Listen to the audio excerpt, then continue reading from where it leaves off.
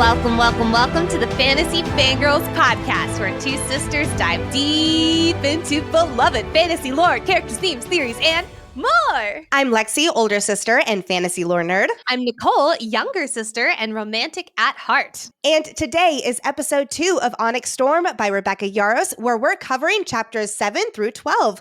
Before we begin this deep dive episode, please listen closely to our spoiler warning. Every episode of ours, including this one, has spoilers for the entire Empyrean series, including all of Fourth Wing, Iron Flame, and Onyx Storm. That's right. Even though this episode 2 focuses on chapters 7 through 12, we are pulling in themes, lore, foreshadowing, insights, and more from the entire book. So if you don't know that we meet my new favorite villain this stretch, then please go finish the book. We will be here when you're done. Next, we at Fantasy Fangirls are adults who say adult things about adult books. In other words, friends, this podcast is rated R. Zayden might be keeping it to just a kiss this episode, but that does not mean we won't find ways to make this R-rated. So please be mindful of those little listening ears. Additionally, we are so excited to see you at upcoming live events. We will be at Romantasy BookCon in Los Angeles very, very soon, this February 20th through 22nd. Where we cannot wait to do an Onyx Storm live show, speak with incredible authors, and of course, see so many of you. We will also be featured guests at Enchanticon in St. Louis, Missouri, August 15th through 17th. And then we're back at the Dragon Gauntlet in Boyne City, Michigan, September 12th through 13th. Then Romantasy BookCon again, this time in Orlando, Florida, from October 23rd through 25th. Check out our website for more information for all of these events, including tickets and even some discount codes. Last thing before we jump into this Onyx Storm episode 2, if you love Fantasy Fangirls and want more Empyrean-themed events, more content, more community, and just so much more all around, please check out Fantasy Fan Club. We have 3 tiers that you can join. First up, the Cadets, which includes access to our Boppin' Discord, where we're all just freaking out about this book, live Q&As from Lexi and I, a book club. Like, for instance, this month we are talking to Callie Hart, who wrote Quicksilver, because Quicksilver is our book club. We're freaking out. Trivia, community events, promo codes for live events, plus 20% off all merch. That is for $6 a month. Or you can join the Dragon Riders, which includes access to everything from the cadet level, plus early access to ad-free episodes, our full episode outlines, and special voting privileges. That's for $10 a month. And then we have our Iron Squad, which includes everything from the previous 2 tiers, plus behind-the-scenes content, a welcome gift, giveaways, a private Discord channel, and of course, your name shouted out on the podcast. That is for $25 a month. Join the party at fantasyfangirls.com/fan club. The link is also in the show notes. And really and truly, friends, thank you so much for supporting us as we've turned this podcast into our livelihood. It's literally all because of you. And now it is time for a wardstone heist. To start off every episode, Nicole does us the honor of summarizing what happens in this stretch of chapters. So listen up, because Battle Brief is in session for chapters 7 through 12 of Onyx Storm. Chapter 7. Vi and her merry band of misfits take a very confused, very nervous Marin for a late-night hazing ritual. Destination, the wardstone chamber. Goal, treason. Altering the wardstone so the flyers can wield within the wards. Same thing. But before the hazing can begin, Second Squad takes a pit stop to smuggle Sawyer out of the infirmary. After making it all the way to the wardstone chamber without any issues, both Sorengale siblings step into view. Well, looks like this is a family outing now. But after doing some tiny adjustments to the only thing that's keeping the Venin off their doorstep, with only one hiccup, melting an unknown ward off the wardstone, the wards do remain intact and the flyers can wield. The next morning, we're back in Battle Brief with some familiar faces like Devera, Keandra, and Daddy Atos. Looks like Violet Sorengale is arrested for treason. Chapter 8.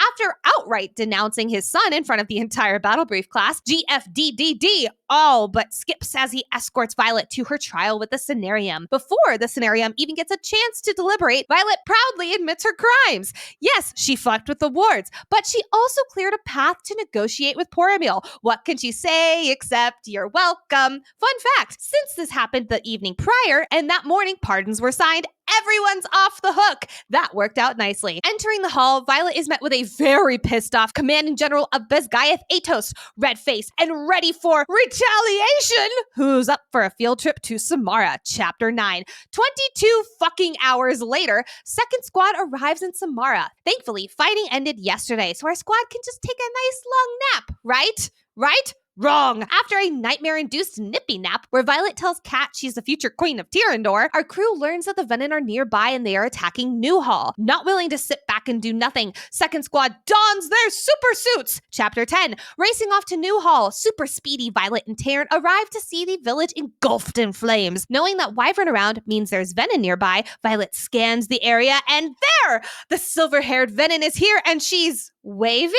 Yoo-hoo! Big summer blowout! Fuck, it's a trap. Let the Wyvern Sky battle commence! Thank God Eotrim's here for backup. Wait, that's Crod! How the fuck did Garrick get here so fast? No time to debate that suspicious timing because it's time for I guess Dragonado! Taryn and Violet are thrown around like a slingshot and tumble down a cliff, and the bond goes dark. But he was just knocked out. Whew! Lightning strikes nearby, and if it wasn't Violet or Violet and Xaden, ayo! Who was that? Our silver-haired friend can wield lightning, kind of. She's also got a deal for Violet. Garrick lives if you answer one question. Who bonded you first? And why was it your Irid? Chapter 11. Well, we officially have a name for the 7th Dragon Den. Please welcome to the stage the Irids! Huzzah! Theophany also informs us that she fully believes Violet will turn Venin. Before she can give us more juicy Venin deets in her evil villain monologue, Theapa gets swept off into the sunset by one of her many wyvern. Also, did I forget to mention that Garrick is a distance wielder? Back at Besgaeth,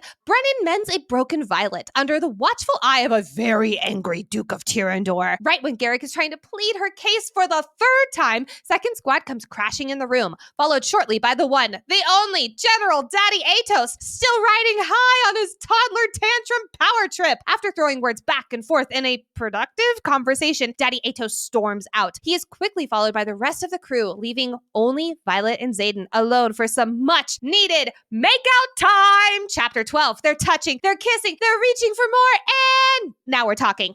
After a raw conversation about control, our lovebirds make an agreement. Kissing only, no hands, fully clothed. Violet and Xaden kissing in a tree. That's it. That's the end of the song. Also, if you haven't already, you can mark Liam wielded ice off your bingo card because Xaden confirms a large chunk of the marked ones are hiding second signets due to the dragons wanting to build their own powerful army. Fast forward a week, Xaden sends Violet a coded letter confessing that he has pulled from the source again and feeling the pressure to find a cure. Violet and Imogen go have a date with the devil. Entering Jack fucking Barlo's cell, they strike a deal. He gets to feed, but only if he answers some questions first. And if he refuses, he'll meet Malik via the peel! Orange peel! As you can imagine, he takes a deal where he doesn't die, and he answers their 4 questions. But why are you only answering our questions and not answering others? Proving that he lives up to his Jack fucking Barlo name, he brings back memories for Violet of this very torture chamber at Varish's hands. You know, Jack, I agree with Imogen. I would happily sit here and watch you perish! Did you know that millions of Americans grind or clench their teeth at night, and most don't even know that they're doing it? If you have jaw pain or headaches after a night's sleep,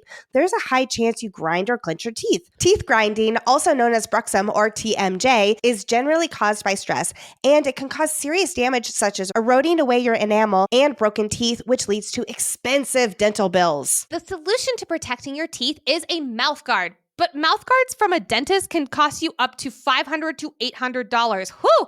The good news is that there's Remy. Remy makes dental-grade, professional-quality mouth guards without the painful price tag. They're up to 80% cheaper than what you would pay at the dentist, and they don't require you to visit a dentist office. I am definitely a teeth grinder. I also used to wake up with headaches every single morning, and I just assumed that it was because of water. But no, it's because of teeth grinding. Because once I started using Remy, my headaches started going away in the mornings, and I can literally feel a difference when I wake up. Remy is for anyone dealing with nighttime grinding, clenching, or jaw pain who wants an affordable solution to protect their smile and say goodbye to jaw pain and headaches. Head to shopremy.com/fangirls and use the code fangirls to save up to That's 50% off at shopremi.com/fangirls with code fangirls. Give your teeth a break without breaking the bank with Remy. Thank you, Remy, so much for sponsoring this episode. All right, writers, it's time to don our signet power and discuss key insights, character analysis, lore, foreshadowing, theories, and so much more. Who's ready for a wardstone heist? Quick recap on what's going on. The Bisgayeth wardstone currently does not allow Griffin Flyers to wield their powers within Navarre's wards. There is a specific rune tempered into this wardstone that prevents Flyers from being able to wield, unlike the wardstone at Orisha, which does allow Flyers to wield. However, those wards don't properly work because we don't have a second 7th dragon to fully activate the wards. Part of Navarre and Poromiel negotiations involve keeping the Griffin Flyers safe at Bisgayeth. But Navarrian riders hate Flyers because they've been conditioned to fight and kill them all their lives. In order for these Flyers to protect themselves and stay safe at Bisgayeth, they need to be able to wield within the wards. If they can wield within the wards, that sure would help keep negotiations going. Separate from these negotiations, Violet and Viscount Takaris have their own agreement. If Violet can alter the wardstone so it allows Flyers to wield within Navarre's wards by Poromiel's deadline to reach agreements, then Takaris will give her unlimited access to his library with lots of information about Venin, which he boasts is the most extensive on the continent. And the more Violet can research about the Venin, the higher the probability of finding a cure for Xaden. So, with keeping the Flyers at Bisgayeth, helping the negotiations between kingdoms, and learning more about Venin on the line, Mira has recently been at Orisha, figuring out how to nullify a rune without damaging other runes and the material it's tempered into. Last episode, we discussed how she managed to achieve this by altering the material with the rune in it. She presented her findings to the scenarium, and they voted against messing with the wards because it's way too big of a risk for Navarre. So now, Second Squad plus Bodhi is going to go behind the scenarium's back and commit treason as they alter the wardstone and nullify the rune that prevents Flyers from wielding. Once this rune is nullified, the Flyers will be able to use their powers, which will also allow negotiations to continue and Violet to fulfill her agreement with Takaris. All the while, Violet is not telling Xaden any of this plan at his request. He doesn't trust himself as a Venin not to accidentally leak secret information like this through the unknown connection he may have with other Venin. Honestly, a very smart thing to do, Xaden. Good job. First, we gotta pick up some people on our way to the heist. Riddick, Ree, Imogen, and Violet are approached by Bodhi, Quinn, and a very confused Marin, who is basically wondering if this is some kind of hazing ritual. Friendly reminder, the Flyers cannot know about this plan, because if they did, it would look really, really bad in leadership's eyes. Cadets within Navarre's ranks alter the wards. It's treason, yes. But if a Flyer, someone they've considered an enemy for hundreds of years, alters the wardstone, it appears like an attack on the very safety of Navarre, which would lead to all-out war. So for right now, Marin is going absolutely blind into this, which doesn't really faze her. She knows that they aren't telling her for her own safety and plausible deniability. So for right now, she just has to trust her squad wholeheartedly. And she does. I love how far this squad has come since getting absorbed into their academic system in Orisha. Just like blindly trusting each other is so beautiful. But we have another mission critical person to pick up, which means we have to go to the infirmary. How do we sneak past the healers on watch? Use someone who owes Violet his life. Back in Iron Flame Part 1, during RSC, Are We Out of the Woods Yet?, Violet and her crew run into Bade, who is Jack fucking Barlo's dragon, RIP. And Dyer, who is one of the healers on this land navigation adventure, stares open mouth at this dragon. Violet yanks Dyer behind her, telling him to lower his eyes, and basically saves his entire fucking life. Later that night, Dyer brought her dinner and confirms, yes, I owe you my entire life, thank you. Which is true, because Bade would have torched him like she did Tomas during that mission, RIP.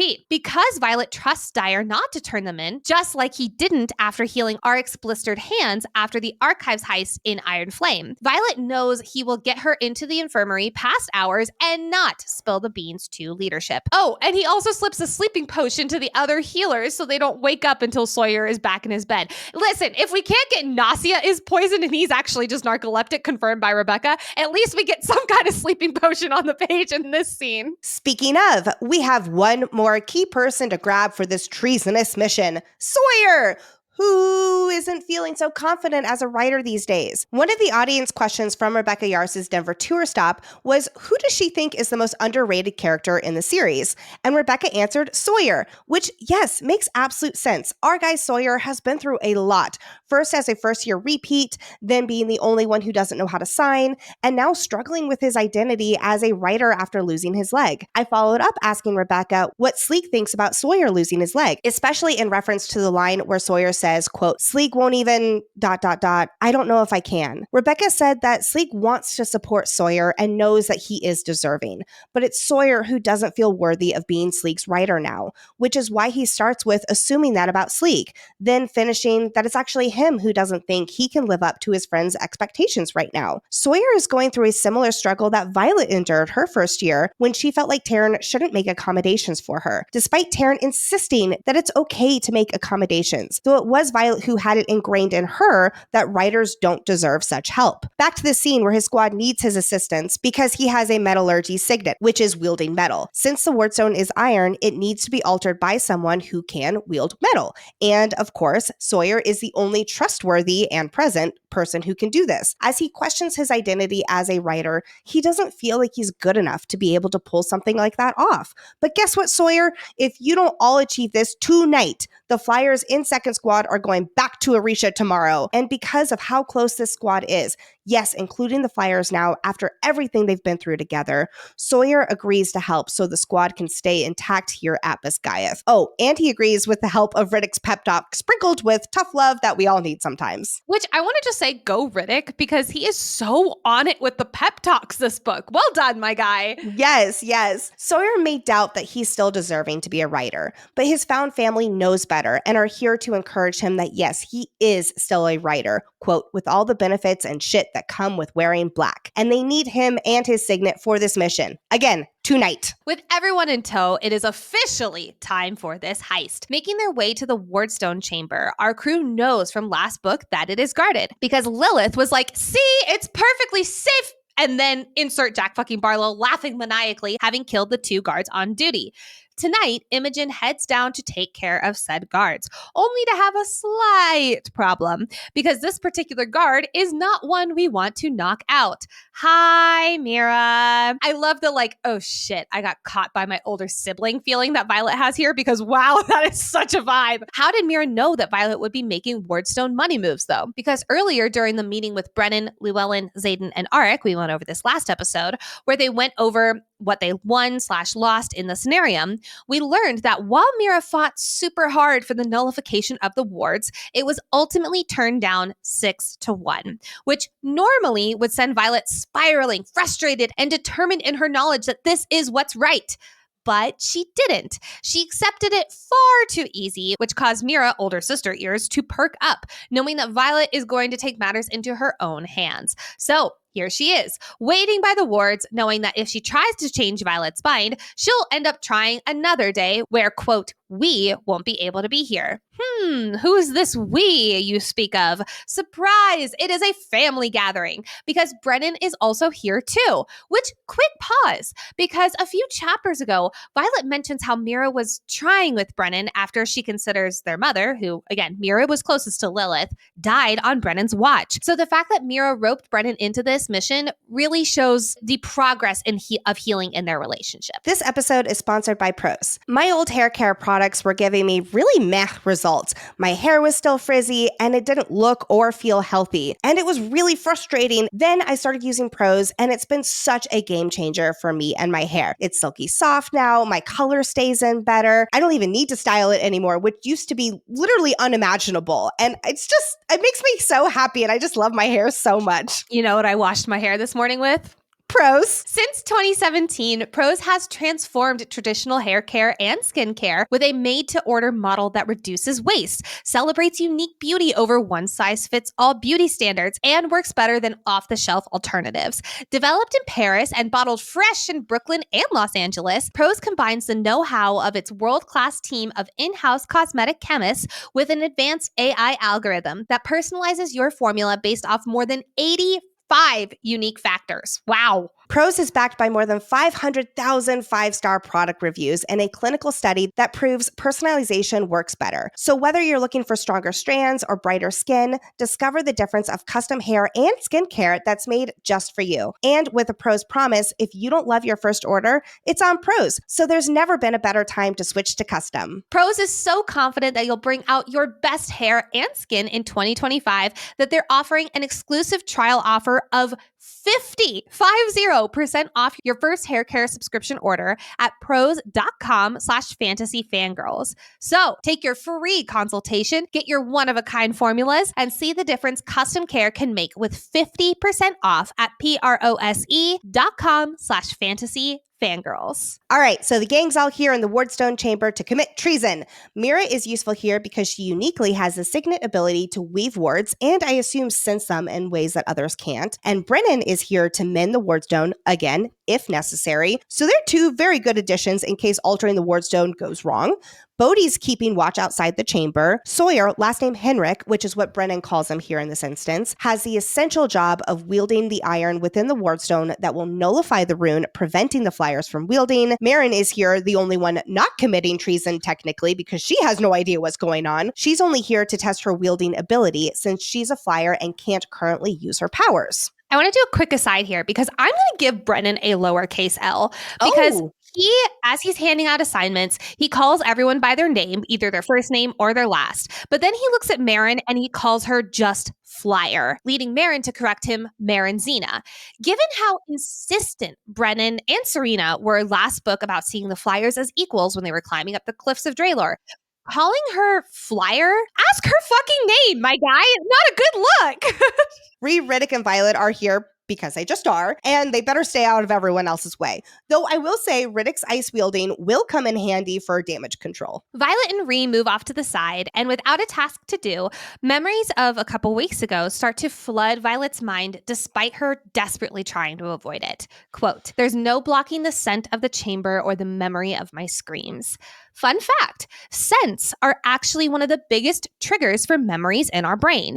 In a 2024 Harvard Medicine article, Molly McDonough explains how our olfactory cortex, the part of our brain that identifies smell, is a straight shot to the amygdala, which generates emotion, and the hippocampus, which is the part of our brain that stores and organizes memories. As the smell of the chamber hits Violet, Lilith's final words come flooding back. Quote, "I'll see him soon and live well." All of the guilt and the grieving that Andarna has told Violet she can feel, but Violet has been pushing aside, it suddenly opens this floodgate back up to her mind. And it's not even that Violet misses her mom in the first place. They were not close. Their relationship was not warm and fuzzy, or even, dare I say, loving, at least from Violet's POV. But instead, it's that Violet misses the possibilities that her and her mom's relationship had the chance to grow to. Violet was just coming into her own power. She survived combat as a first year. Her mother, while not outwardly bursting with pride, she saw a glimmer of what her daughter was becoming as a warrior. With time, who knows what their relationship could have become? And especially after what Violet learns about herself in this book with Dune, with Grandmama Niara, what she would give to be able to ask her mother questions. Let's talk about what they're doing to the wardstone.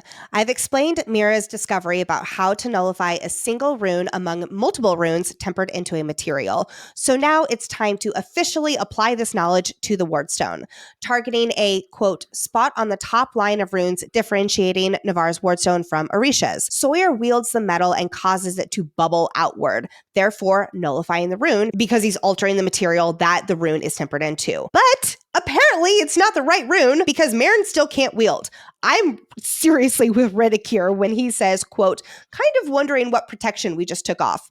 Yeah, me too. I'm wondering that too. Jumping ahead to chapter 9, we learn there has been a Venin attack on the Samara post. Once the squad arrives, Lieutenant Colonel de Grenzy comments on the large hole in the fortress. He says, quote, "The biggest wyvern crashed through as the wards came back up. But once our perimeter fell, Venin didn't need magic to get inside the post." I initially guessed that this action right here with the wardstone caused the wards to temporarily go down. But you actually had a really great point about this, Nicole. See, I thought that this was after the wards fell at the end of last book, and then they came back up, which is when the wyvern fell into the fortress. And since then, they've just been fighting off the Venin who are stuck in this area, much like they've been doing at Besgaeth, where Xaden's been killing like 17 Venin or something like that.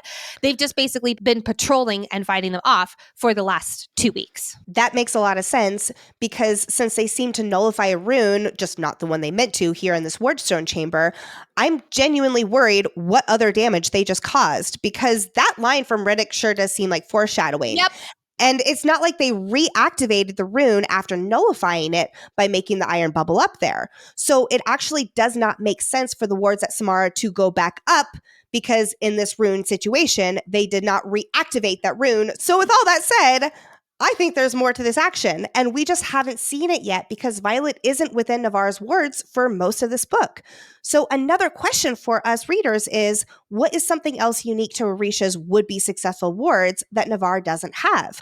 Knowing that Rebecca has intentionally not told us more about the first 6, I wonder if the answer lies in the history books. That's a great fucking question. I have no idea even where to start speculating, but I want just like a tour of the runes on both of these wardstones. I would love to know like a little Vanna White, like this one does this and this one does that. Like I need that. Exactly, because there are multiple things that are different about each of the wardstones. Yes. But the second attempt is a success, which, by the way, second try, good job. Yeah. Even though I'm very worried about the first try. But anyway, but it is only successful after the wardstone splits and the metal oozes from it. We'll worry about any other repercussions with that later, because guess what? Merrin can wield huzzah, huzzah, huzzah! And Mira uses her ward signet to detect that the wards are still in place. And soon enough, there will also be confirmation that their protections against Venin are also still intact, since Jack is still in his cell. Which means, yep, they did it. They nullified the rune that stops flyers from using their powers within Navarre's wards. The flyers will be able to stay at Besgaeth, and the squad won't be torn apart. And also, Violet is upholding her end of the agreement with Dakaris so she can get access to Venin research. Yay! As much as I'm celebrating this accomplishment with our beloved squad, I still do need to point out how, I'll call it, short-sighted this mission is. I understand their objective and why they are taking the risk, and I commend their courage for it. But messing with the wardstone is a big deal, as Mira and the scenarium have pointed out. This feels like such a young 20-something-year-old mission. Short-term gain, worry about the other consequences later. Or because the new problem isn't just right in front of them, they assume it doesn't exist. And I'm not going to lie, I was quite, like, we're in chapter, 7? I was shocked that the wards were fixed, and it was this, I'm going to call it simple, but I don't know if that's the right word to use here. Yes, it was the whole, what did we just take off? Like, I feel like everything about this mission is setting us up for something later on down the line with books 4 and 5. While everyone may feel warm and fuzzy about what they've achieved, there's still the matter of, committing treason. But have no fear, our brilliant, reckless woman has a plan up her sleeve, because as Llewellyn assured her earlier in the day, and like we were talking about last episode, the scenarium has agreed to pardon all the Oresian writers for all of their crimes prior to signing the pardon. The truth is, these Oresian writers and the Dragon Riot are needed for this war, and Navarre can't afford to lose any of their numbers. Since this agreement to pardon them won't be ready until the next morning, tonight was the only chance for Violet and co. to commit this new treason and get inadvertently pardoned by the scenarium. 8 hours later. It is the next morning, and all the cadets are together in Battle Breath for the first time in months, like since the end of part 1 last book. There's an air of excitement, trepidation, and outright fear. Even the first-year riders of Second Squad are walking in surrounding Kai, the only first-year flyer in Second Squad, at all sides to ensure that he is protected. I love that so much. In the last 8 hours, the flyers have spread the good news, just in case they didn't feel it in their bones. Yes, we can all wield. It is not a figment of your imagination, but don't tell anyone. Although, as Cat notes, no one said that she can't play a little, wielding with her gifts. And as Violet thinks, it's not like the Navarrians don't deserve to be fucked with a little. I love that. Cat's become one of those girls where it's like, yeah, she's mean, but she's our mean girl. That's So true. She's one of those girls where it's like, ooh, I just don't want to be on her bad side. Yes. Additionally, after completing a wardstone heist, Violet cut off her lightning wielder patch and left it in the chamber, making it so that when Navarre leadership realizes something's up with the wards, because what the fuck, the Flyers can wield now, Violet will be the only one in the spotlight. And leadership can't point fingers at anyone else since they have such obvious evidence. Kind of wonder how this part of the plan went down with Mira and Brennan. I don't see them agreeing to this very easily. I suppose I assumed that Violet did it without their knowledge. That sounds about right. Yeah. Yeah. Not only is class back in session and the Flyers know that they can wield, at 8 a.m. this morning, the accord was signed. That means all Aretian riders are pardoned for any crimes committed before this morning, and Xaden is officially given his title back as Duke of Tyrandor. Notably, Kat says that she told her uncle, who is Viscount Dakaris, 20 minutes ago that the Flyers can now wield, just as Violet asked her to tell him. As Kat says, Dakaris works fast. So friends, here's the timeline. At midnight, our crew altered the wardstone. At 8 a.m., the accord was signed, which pardoned the Aretian riot from any wrongdoings they did beforehand, like altering the wardstone. At about 8:40 a.m., Kat informed her uncle Dakaris that the Flyers can now wield. Quick side note, we can assume Dakaris is here at Bisgayeth and part of the negotiations, even though he's never on the page here. Telling her uncle this quickly led to two things. Number one, since the Flyers can now wield within Navarre's wards, they can also stay at Bisgayeth, hence why they're all in class right now instead of going back to Aretia. And number two, it alerted leadership that the wardstone was altered behind their backs and after they voted against it, which means there is about to be hell to pay. With this fast evolving change of plans now that the Flyers can wield and stay, we have a new addition to Battle Brief. Now it's 9 a.m. at Battle Brief, and we have fast evolving change of plans now that the Flyers can wield and stay. Welcome, welcome, welcome, Professor Keandra, the Griffin Flyer teacher who will now lead Battle Brief with Devera. Yay! I love that they're bringing in a Flyer professor to help teach this class, where cadets learn about what's happening on the front lines.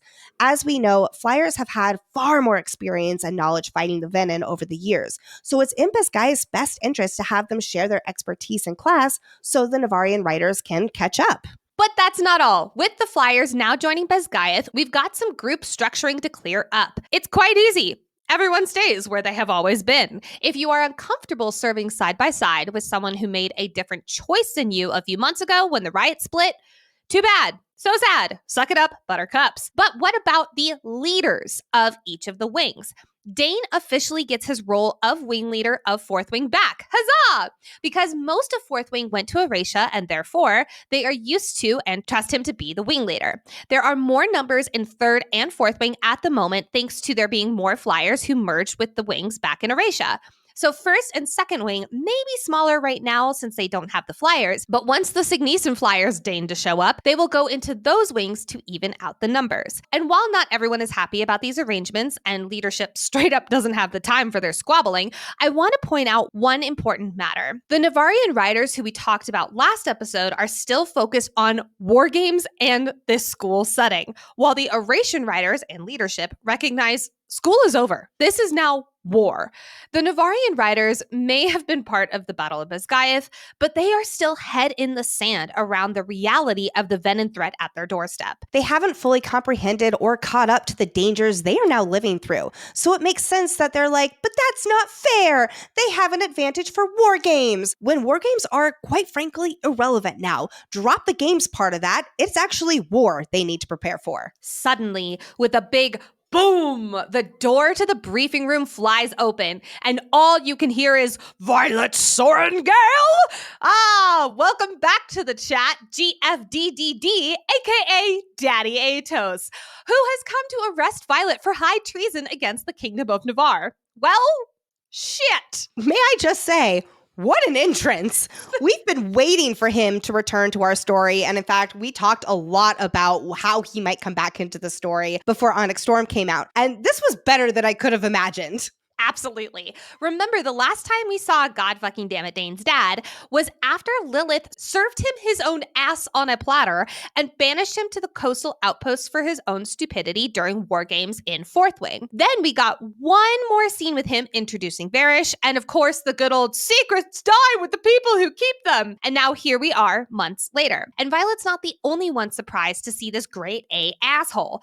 God fucking damn it Dane, or as we now call him, golly freaking daddy Dane, the original, looks to Daddy Atos and says, Dad. First off, right here shows so much about their relationship. What did Violet call Lilith last year, especially in a formal setting? General. Never mom. For Dane to say dad as a wing leader in front of the entire quadrant, it really just shows how close they were. But were is really the operative word there, because we can assume Dane hasn't seen his dad since the day GFDDD left for the coastal outposts, which means he hasn't seen him since Dane had his whole revelation moment at the end of part 1 of Iron Flame, announcing that if his father knows about the secret they are keeping hidden in Navarre, then Dane is the one disappointed in his father. Looks like the feeling is pretty mutual though, because Daddy Atos is pissed that his son, his prodigy, left for Erasia, abandoning Navarre. So Daddy Atos looks at his only child and says, quote, I have no son.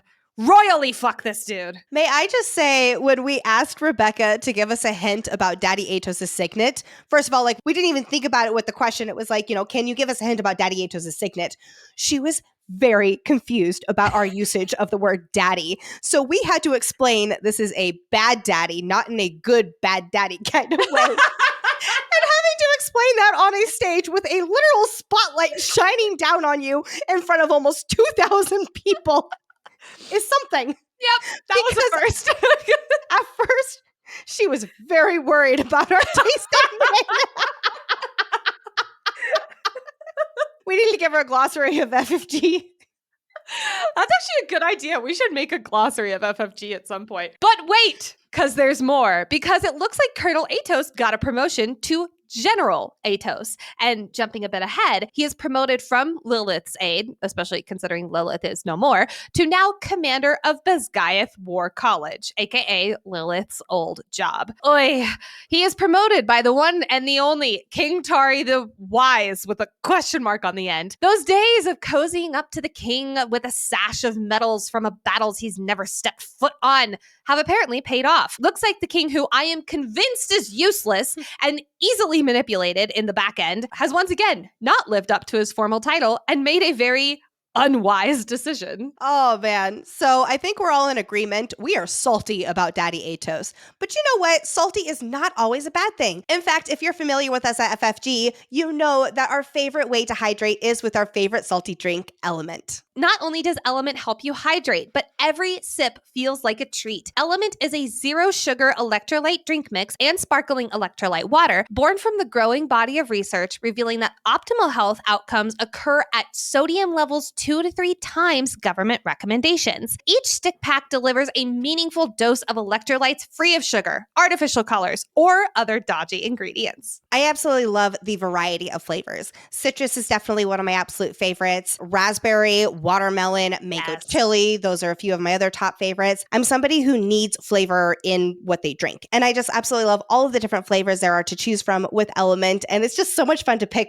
which should I have today here? Right now, Element is offering a free sample pack with any purchase. That's 8 single serving packets free with any Element order. It's a great way to try 8 of the flavors or share Element with a friend. Get yours at drinkelement.com/FFG. This deal is only available through our link. You must go to drinklmnt.com/FFG. To the scenarium for a quick trial we go! GF Triple D announces, I have brought the traitor! And everybody's like, oh, great, this idiot's here. Which I just absolutely love how everyone in this book, including other military officials and the scenarium, are just so over Daddy Atos. The Duke of Chaldeer, who probably doesn't like how Daddy Atos cozies up to the king who also resides in Chaldeer, that's my headcanon, pretty much tells Atos to get lost because he has no authority here. All the members of the scenarium we learned about in last week's archive segment are here dressed in their dazzling finery, except for one, who's in Rider Black. Zayden Ryerson, the Duke of Tyrandor. Ladies and gentlemen, his presence here confirms that the accord for the right to stay and be pardoned has been signed, which, means Violet's plan will officially work out. Remember how yesterday Llewellyn told Violet that the scenarium would agree to letting the riot be pardoned. Now that the Flyers can wield within the wards, they can also stay at Basgaeth, and negotiations between the two kingdoms can continue. When yesterday, they they were at a standstill and knew they couldn't reach an agreement within Poor Meal's deadline. Now that the scribes have drafted the accord and the scenarium have signed it, they've officially pardoned everyone in the riot for all of their crimes up until this morning, including Violet and those who helped nullify the rune in the wardstone. They thought they were pardoning them just for deserting Basgiath, but turns out they accidentally pardoned them for last night's treason with the wardstone too. Oops. That was so brilliant of Violet too, by the way. So I just smart. absolutely love how that all came together. With Pinata Head about to explode Daddy Atos having left, it is time for Violet's plan to be set in motion, which is pretty straightforward. Pointing to her patch that is in Xaden's hands, giving her up as the traitor, Violet says, quote, "That's mine. I was the one who orchestrated altering the wardstone. I am the reason the Flyers can wield and that you now have a clear path to negotiate an alliance. You're welcome." I think it's safe to say that the scenarium was not expecting a easy confession like that, but that's just our girl Vi. She's not going to beat around the bush because she's got a plan. Brilliant fucking woman. But then someone new comes into the room. Welcome to the chat, Queen Mariah. And we can immediately tell she's a badass. She has an intricate armored breastplate and a short sword at her hip, plus a sparkling tiara, which I just love how its delicacy is a striking contrast to her weaponry.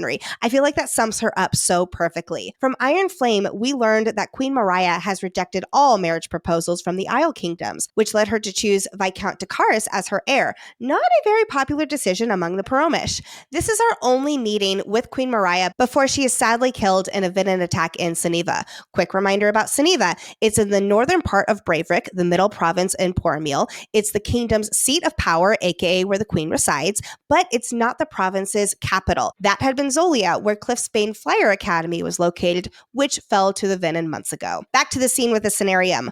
Why is Queen Mariah here? Well, she's not the only royalty here at Basgiath.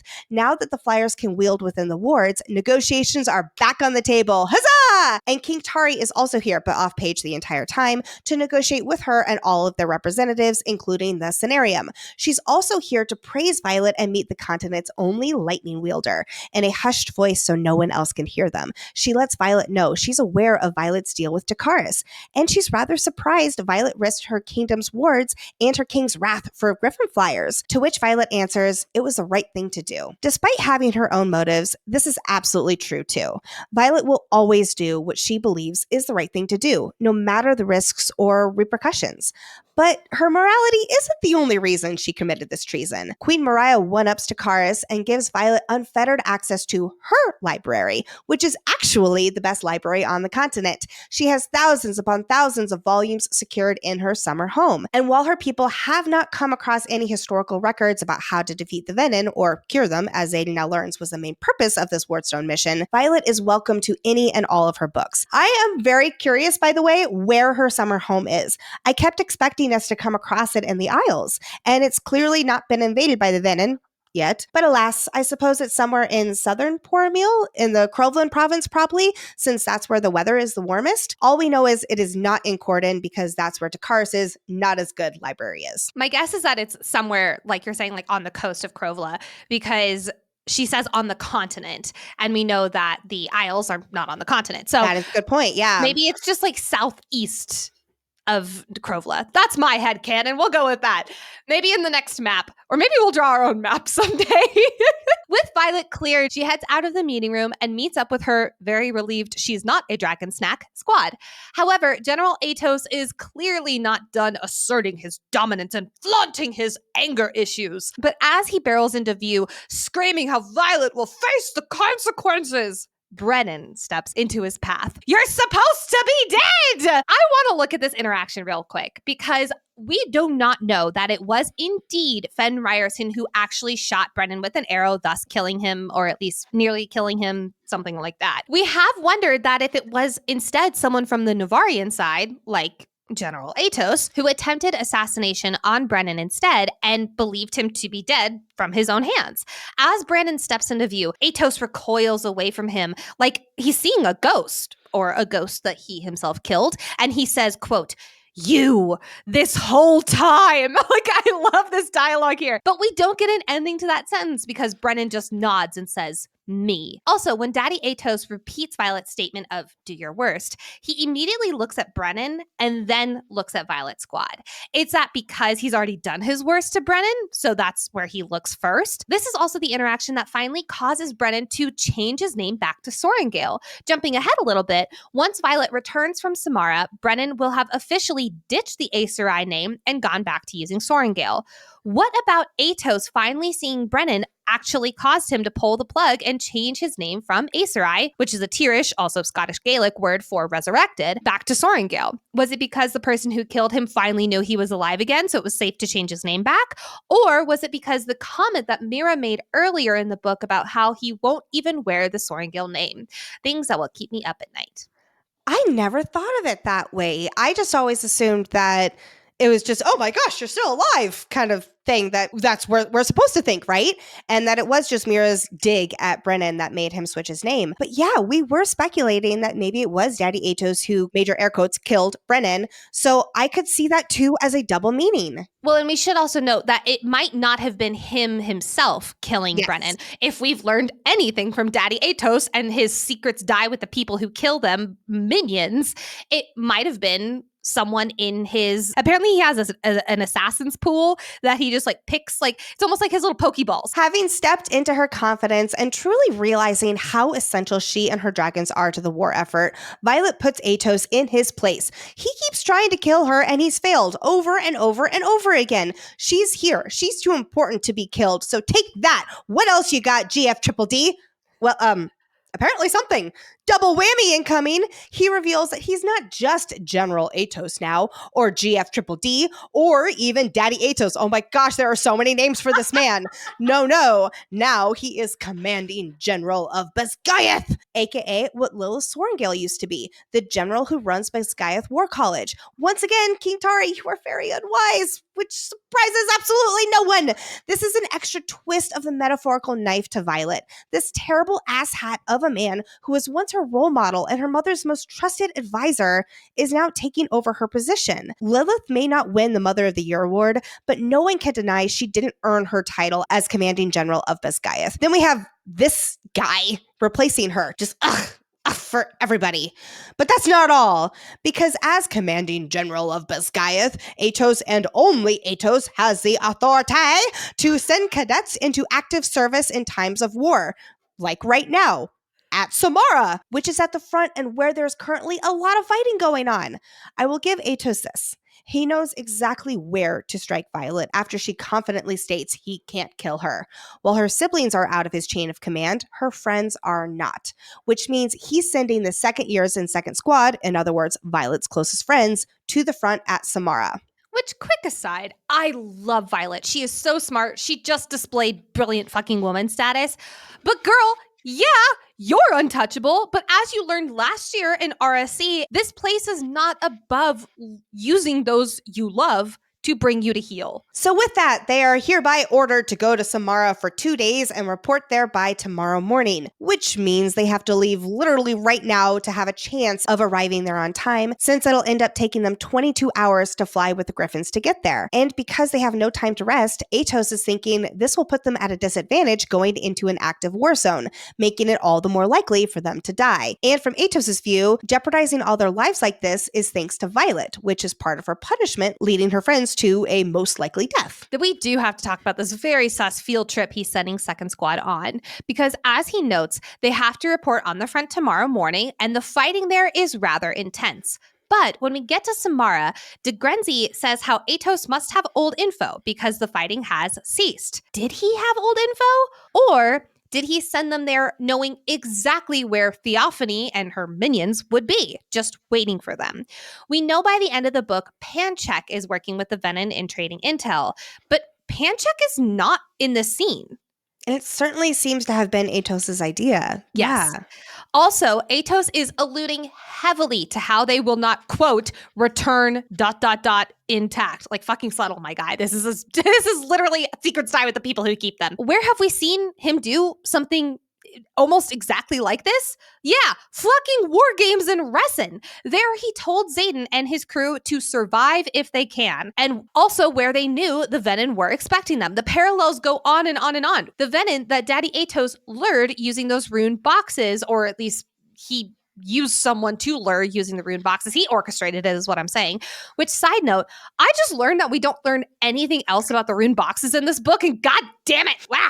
All I'm saying is I think that Daddy Atos is sending them right into the Venin's clutches yet again. But there's no runed boxes here, so I think that he's working with Theophany. I am playing devil's advocate to that in a little while. Oh, I love it when we disagree. I'm not necessarily disagreeing. I'm playing devil's advocate.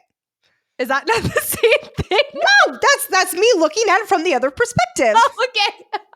Before we move on, we'd love to tell you how today's episode is sponsored by Miracle Maid. There is no better feeling than just hopping into bed at the end of a long day, and Miracle Maid makes curling up in your sheets just even more wonderful. After our insane weekend we just had, I have been sleeping, I kid you not, 10-hour nights, and it's been the most glorious, wonderful sleeps of my entire life. And yes, it is enhanced entirely by Miracle Maid. Thank you. These sheets are infused with silver that prevent up to 99.7% of bacterial growth, leaving them to stay cleaner and fresher 3 times longer than other sheets. Using silver-infused fabrics inspired by NASA, Miracle Maid sheets are thermoregulating and designed to keep you at the perfect temperature all night long, no matter the weather.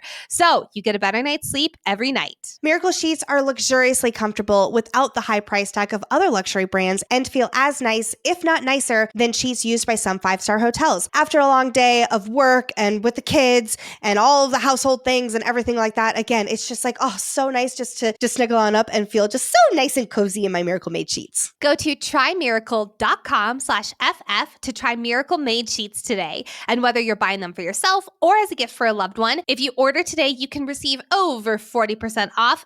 And if you use our promo code FF at checkout, you'll get 3 free towels and save an extra 20%. We are back at Samara, and boy oh boy has this place took a turn for the worse since the last time Violet was here. A wyvern has crashed through the entire western wall, nearly demolishing a quarter of the structure, and surrounding second squad are wounded in various states of distress. Turns out that the fighting has started when the wards fell and just ended yesterday. The outpost nearly lost their alloy power supply, the power that extends the wards to their outpost, attempting to kill off the Venin. But they did manage to at least get the Venin across the ward's border, which is just over the hill, where the casualties for poor Emil are much, much worse. Everyone who isn't injured is moving around in a frenzy, and a bleary-eyed Lieutenant Colonel de Grenzy, the commander of Samara, is stuck debriefing the newcomers who he frankly does not have time for this shit. And these cadets have definitely seen better days. After flying basically straight here, Kat and Marin look like they've been through a hurricane. Also, nice weather plug right there to set us up for Theophany and the tornado. Traeger and Riddick can't stop yawning, and Violet is basically being held up by Riddick. Rhea, ever the squad leader, has her shoulders back and her head held high. Go, girl. I just love Lieutenant Colonel de Grenzy already with his opening line. They really gave command of Basgaeth to Atos. He also states that while the fighting ended yesterday, he's not about to send cadets into battle. This guy's got way higher morals than Atos. He's like, I don't have time for you all. Stay out of the way and make yourselves useful however you see fit. He adds that Samara almost lost their power supply killing off the Venin, because remember, alloy is the only thing that can kill Venin, and it's the only way to extend the wards this far. So it's a double-edged sword. Using the alloy weapons to kill the Venin also jeopardizes their ability to keep the wards powered here. As always, the casualties were far worse beyond the wards. But slightly to our surprise, de Grenzy informs us that Navarian forces crossed the border and fought with Pormil against the Venin horde. However, the outpost is still under strict orders not to allow any refugees into the protections of the wards. That is still up in the air as these two kingdoms negotiate. Navarre, and I'm assuming specifically King Tari, is standing firm against allowing Poromish citizens into Navarre, despite knowing they need to ally with Pormil to unite against the Venin. Which, first of all, boo, you suck, Navarre. And second, I see this firm line in the sand as an expression of deep-seated political, military, and historical tensions between the two kingdoms. In these unprecedented times, yes, they need to work together. And that also doesn't negate Navarre's nationalist way of thinking that has been around since the first six, which is why Lyra was alienated and lost everything, because she stood up for Pormil. Navarre has always prioritized its own citizens and believed itself to be superior to Pormil. They feel the need to maintain control and the upper hand. They don't want to let refugees in to those that they see as potential threats and enemies. And Navarre has ingrained in its own citizens that Pormil is evil. So from their perspective, it may lead to more unrest within the wards as these two opposing kingdoms collide. But it still doesn't make it right. These Poromish citizens are simply people who are trying to live, literally just live to see the next day, who are trying to escape from these Venin. And Navarre is, once again, the only place where they can find refuge. And even with this attempt at an alliance, Navarre is refusing to do that. That speaks volumes. And I'm going to keep moving to celebrate at least a win here before I get too up about that. Anyway, let's celebrate the win that Grenzi and others fought to help Pormil. That alone would have been unheard of even just a few weeks ago. Again, think about this deeply rooted prejudice against Pormil and the fact that some of these writers, even with de Grenzi being like, yeah, not all of us would do this, but the fact that some of them are doing this, I'm going to celebrate that win for them. That night, Violet, air quotes, has a dream. She is in her room with a 4-poster bed, frantically rummaging through a wooden chest. Then blue fire bursts through the windows of her chamber, and it blasts her back into the mirror, causing glass to nick the top of her head.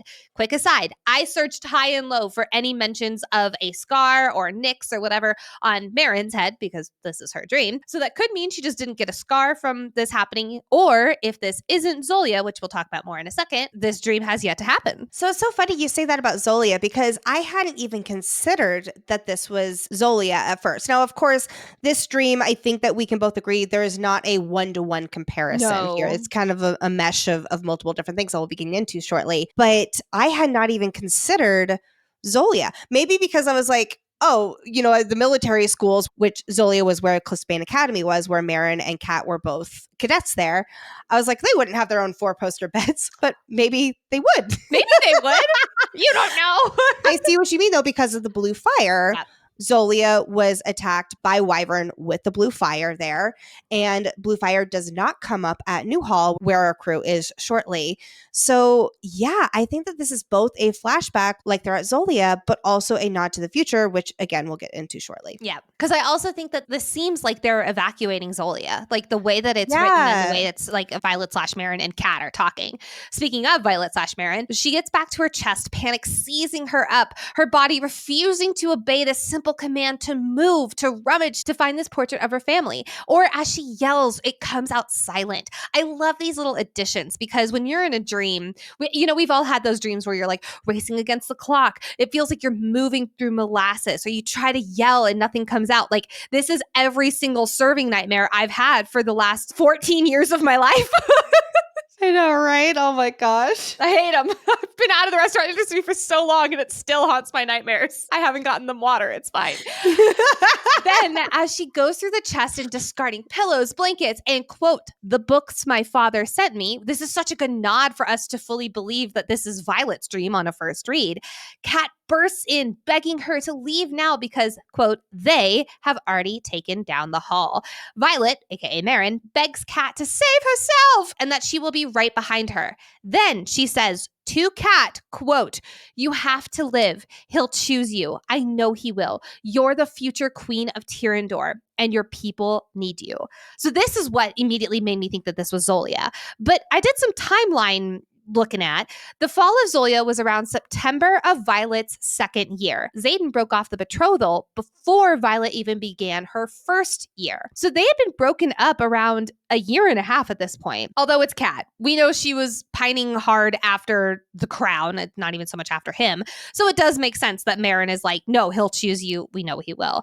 However, the word that really tripped me up here is queen, because she wouldn't be the queen of Tyrrendor. She would have been the duchess, were we banking on Tyrandor seceding, or is this somehow, some way, the future? Or like you were saying, kind of like bits and pieces are in different timelines. It's only highly assumed that it's Zoya based off the way that they're talking and how they took the hall and all that kind of stuff. But is this the fall of Erasia that's going to happen in a future book? We don't know. I think you're looking at it a little literally. That's sounds about right.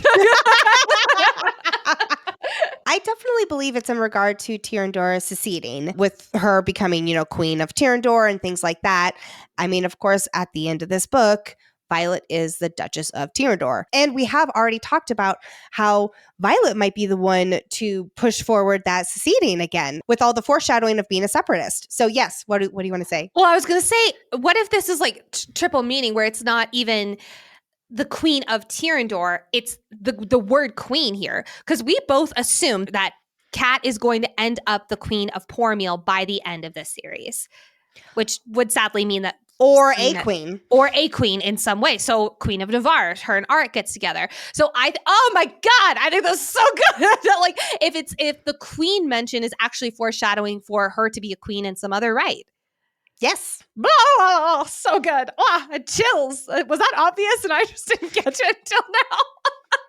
I think there are so many different ways to interpret this dream. And also, as we know, we only have like a tiny sliver of Violet's second signet so far. So the possibilities are endless, which is part of the fun. And we also just don't flippin' know. Finally, Marin/Violet get the painting of, quote, the honey brown eyes of her family. Then they start running towards the door. But sadly, Marin/Violet drop the portrait, which is immediately engulfed in flames. And suddenly the portrait is no longer a painting. It's instead her actual parents and family. Oh my God, this hurts so bad, because in a matter of pages, Marin's parents will be burned to death by Theophany's wyvern. I know I said Theophany's my favorite villain, but man, that's a bad look. Bad, Theophany, bad. And finally, Violet jolts awake. So there's a lot to unpack here. Where do we begin? So many questions. Okay, let's start with the obvious. In hindsight, we know that Violet dreamwalked into Marin's nightmare. And what do we know about Violet's dreamwalking signet? Not much. That's what. Rebecca told us that we currently know about 10% of her second signet. Now, for comparison, we know about 85% of what she's capable of with her power signet from Taryn. Then, after learning about her second signet in chapter 50, Violet goes to Marin and asks her if she has this portrait of her family. And Marin confirms that she does, and losing it used to be her worst nightmare until she lived through actually losing her parents, which brings up lots of questions. So far, it seems Violet has only entered people's worst nightmares. Is that on purpose, where it's like she's drawn to dreams that show people's greatest fears? Or is it simply because this is wartime and people are primarily having nightmares? Dreams certainly can represent people's deepest desires, as well as their greatest fears on the most subconscious level, which is why Xaden says this signet is very powerful and dangerous. Well, and Rebecca has also alluded to, while Xaden and Violet are apart in this next book, how do you keep them communicating? So I do think that the biggest nightmare is exactly what you're saying. With it is a time of warfare. This is what people are having dreams about. But when it comes to communicating with Xaden in future dreams, I could see it moving into not nightmare territory, and instead just like I think about it as night and day in Crescent City 2. For those who understand that reference, that's all I'm going to say. Absolutely. That's super out of context. Yeah, exactly. But yes, that's all I can think about as well. Yep. Then we also have the big question about whether Violet's second signet includes some kind of precognition. In this instance, Marin dreams about her family burning, and pages later, literally just pages later, her parents do burn to death. We also suspect there is major foreshadowing about being Queen of Tyrandor, not necessarily for Kat, but for Violet, who does become the Duchess of Tyrandor by the end of this book. Violet will later be able to separate herself from the person having the dream and even manipulate what's happening. Is she accidentally doing so here? Like, we just don't know. I guess it boils down to, is her signet the cause of this nightmare and she is subconsciously creating this nightmare for Marin? Or is Marin already having this nightmare and Violet is indeed just walking into it? That's my assumption. I agree. However, the whole thing about Marin's family actually burning after this happens, that makes me wonder if Violet's second signet has something to do with it. So like almost like it's dream walking, but it's also, the word I keep on going back to is oracling, which is so not a word, but like how her manipulation almost is a fortune telling, for lack of a better term. But like basically where Violet's meddling somehow becomes a self-fulfilling prophecy. Yes. And again, like we just don't know. I also, as much as I kind of keep coming back to this idea of the precognition, which we will definitely explore with Xaden's dreams too, I feel like we can't get too much of that because we're going to get that in a huge way with Auric. So then we have to go back to the idea that this is a type of intrinsic, like Xaden says. Yes. Well, anyway, we're starting to talk in circles here. So we'll put a pin in it. We will talk so much more about her second signet as we continue to learn about it. This is just the tip of the iceberg as we're first introduced to a dream, now knowing about her second signet. One second squad all wakes up from their nippy nap safely within Xaden's old warded room here at Samara. They head out into the hallway to see where they're most needed right now. And they overhear a major and a captain talking about how one of the dragons here, Maze, says that they have less than an hour before the Venin reach Newhall. Dun dun dun! Friendly reminder that Maze is a dragon who is long time mated to Grime, and therefore able to communicate over long distances, which they did from the Battle of Esgaeth to Samara last book. While we're on these dragons, let's go over some dragon names. Maze means beauty, and Grime means grip. This isn't the first or last time we hear about Maze and her mate and how they can communicate at a far longer range than Taryn and Sigale. Assuming Taryn and Sigale are still mated by the end of this book, I definitely personally think that they are, but that is a theory talk for another day. I think this might be foreshadowing that before the end of the series, Taryn and Sigale will have that ability too. It's just too convenient and too many seeds have been planted for it not to evolve into something for our main mated dragon characters. Also, if dragons mated this long can communicate across far distances, can they also be separated for longer since they can still communicate with each other? It's so frustrating that we have so many questions and we literally just talked to Rebecca Yarros. I have a running list of all the questions I now want to ask her because, of course, I get in my office the day after the interview and I'm like, fuck!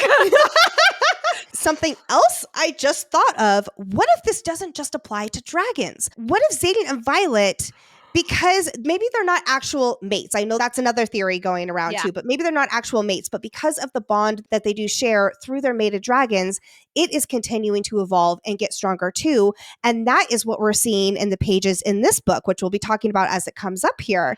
And so their bond is actually similar to Maze and Grimes as well. Yes. Yes. I love it. I love it. Well, because I wonder if like it's not only time that gives this extra oomph to the mated bond, but I wonder if it's also depth of soul bond connection, right? Maybe. I don't know. I could see Taryn and Sigale developing this ability. Yes. I don't think they're going to make it out of the series. So I don't think we're going to see them using this to that ability. But also if Sigale is with Xaden in wherever the fuck he is at the end of this book. Well, also, first and foremost, how are they going to... I'm getting so ahead of myself. Let's move on. But Newhall, because we know that name. It is where Marin's family evacuated to after Zolia. Which, quick aside, I do want to point out because Marin just woke up from a dream about her family getting burned alive and killed by Venin. This is literally her worst nightmare coming to light before her very eyes moments after she dreams about it. Of course, she's like, excuse me, what did you say? Newhall? Hello? Remember that DeGrenzy said about how the outpost went over the border to fight alongside the Promish? Kat assumes that the riders right here are preparing to go and protect Newhall as well. But unfortunately, as the captain notes, they are stretched too thin and pushing burnout. So it may sound harsh, but the village is too small to risk any more casualties for their unit of riders. Not because they dislike the Promish, although the way that they look at the flyers, there's definitely clear prejudice there. But instead, they say it's more just part of war, learning when to cut your losses. This is not the last time we will see this kind of harsh decision-making in this book. As Brennan notes later, when they're going to Drathus, they have to have only one objective, as harsh as it sounds. Here, it's not too far off, and the objective they are choosing is to rest and recover so that they can live to fight another day. But who just woke up from a nap and has been told to, quote, make themselves useful? Our second squad! As squad leader, Ree is weighing the big decision of sending them into combat. She worries that they don't have enough information to make a strategic move, thinking very much as the military leader she is becoming, which we'll see in full force from her POV later this book. Seeing her friends struggle, Violet offers another option to take the pressure off Ree. Vote. Give the choice of going into combat into their own hands. It's not just up to Ree in this situation. Like Violet says, this is a direct callback to what Xaden had the cadets do before the Battle of Resin. He said back in Fourth Wing, quote, "I'm not going to stand by while innocent people are dying, but I'm not going to order any of you to join me. I'm responsible for all of you. I won't think less of anyone who wants to fly for Etuval instead. Make your choice." And of course, all of them agreed to go into battle. However, not all of them would leave the battle. So here at Samara, the squad votes. And unsurprisingly, because they are dedicated to defending the defenseless, all of them raise their hands, including Ree, because they know that going in to save Marin's family and to save all the people that they can is the right thing to do no matter the odds. I sure hope this squad has been keeping up with their protein because they need all the strength that they can get. Hopefully, they use today's sponsor, Orgain. I have had the same breakfast smoothie. I'm dead serious. 7 years in a row.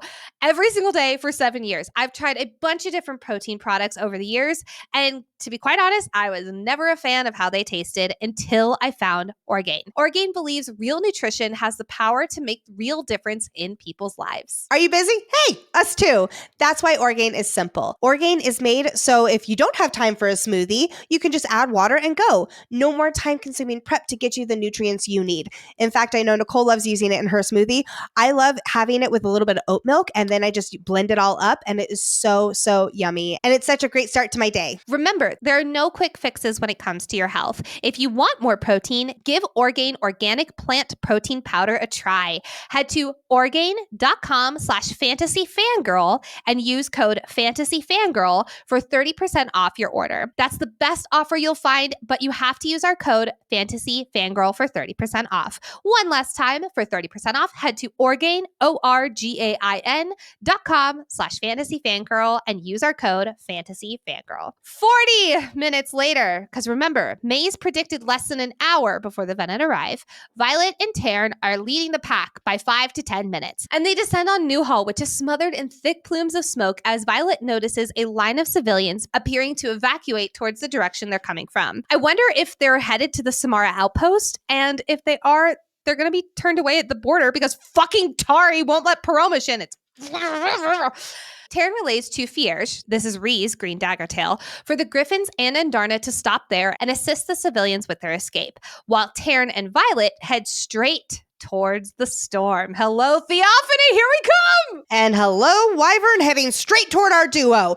But Violet has come a long way since Resin and her strike and pray method, thanks to Felix's mentorship last book. She opens the door to Taryn's power, allowing the flow of burning power to rush through her veins. God, I love how Rebecca writes magic. Holding the glowing conduit in her left hand and raising her right hand, Violet takes aim and strikes the Wyvern straight into the chest. Huzzah, Violet! But no time for 3 huzzahs, because in comes 2 more speedy Wyverns through the smoke. Pew, pew, pew! Just as one attempts to take a bite out of the curmudgeon we all know and love. No!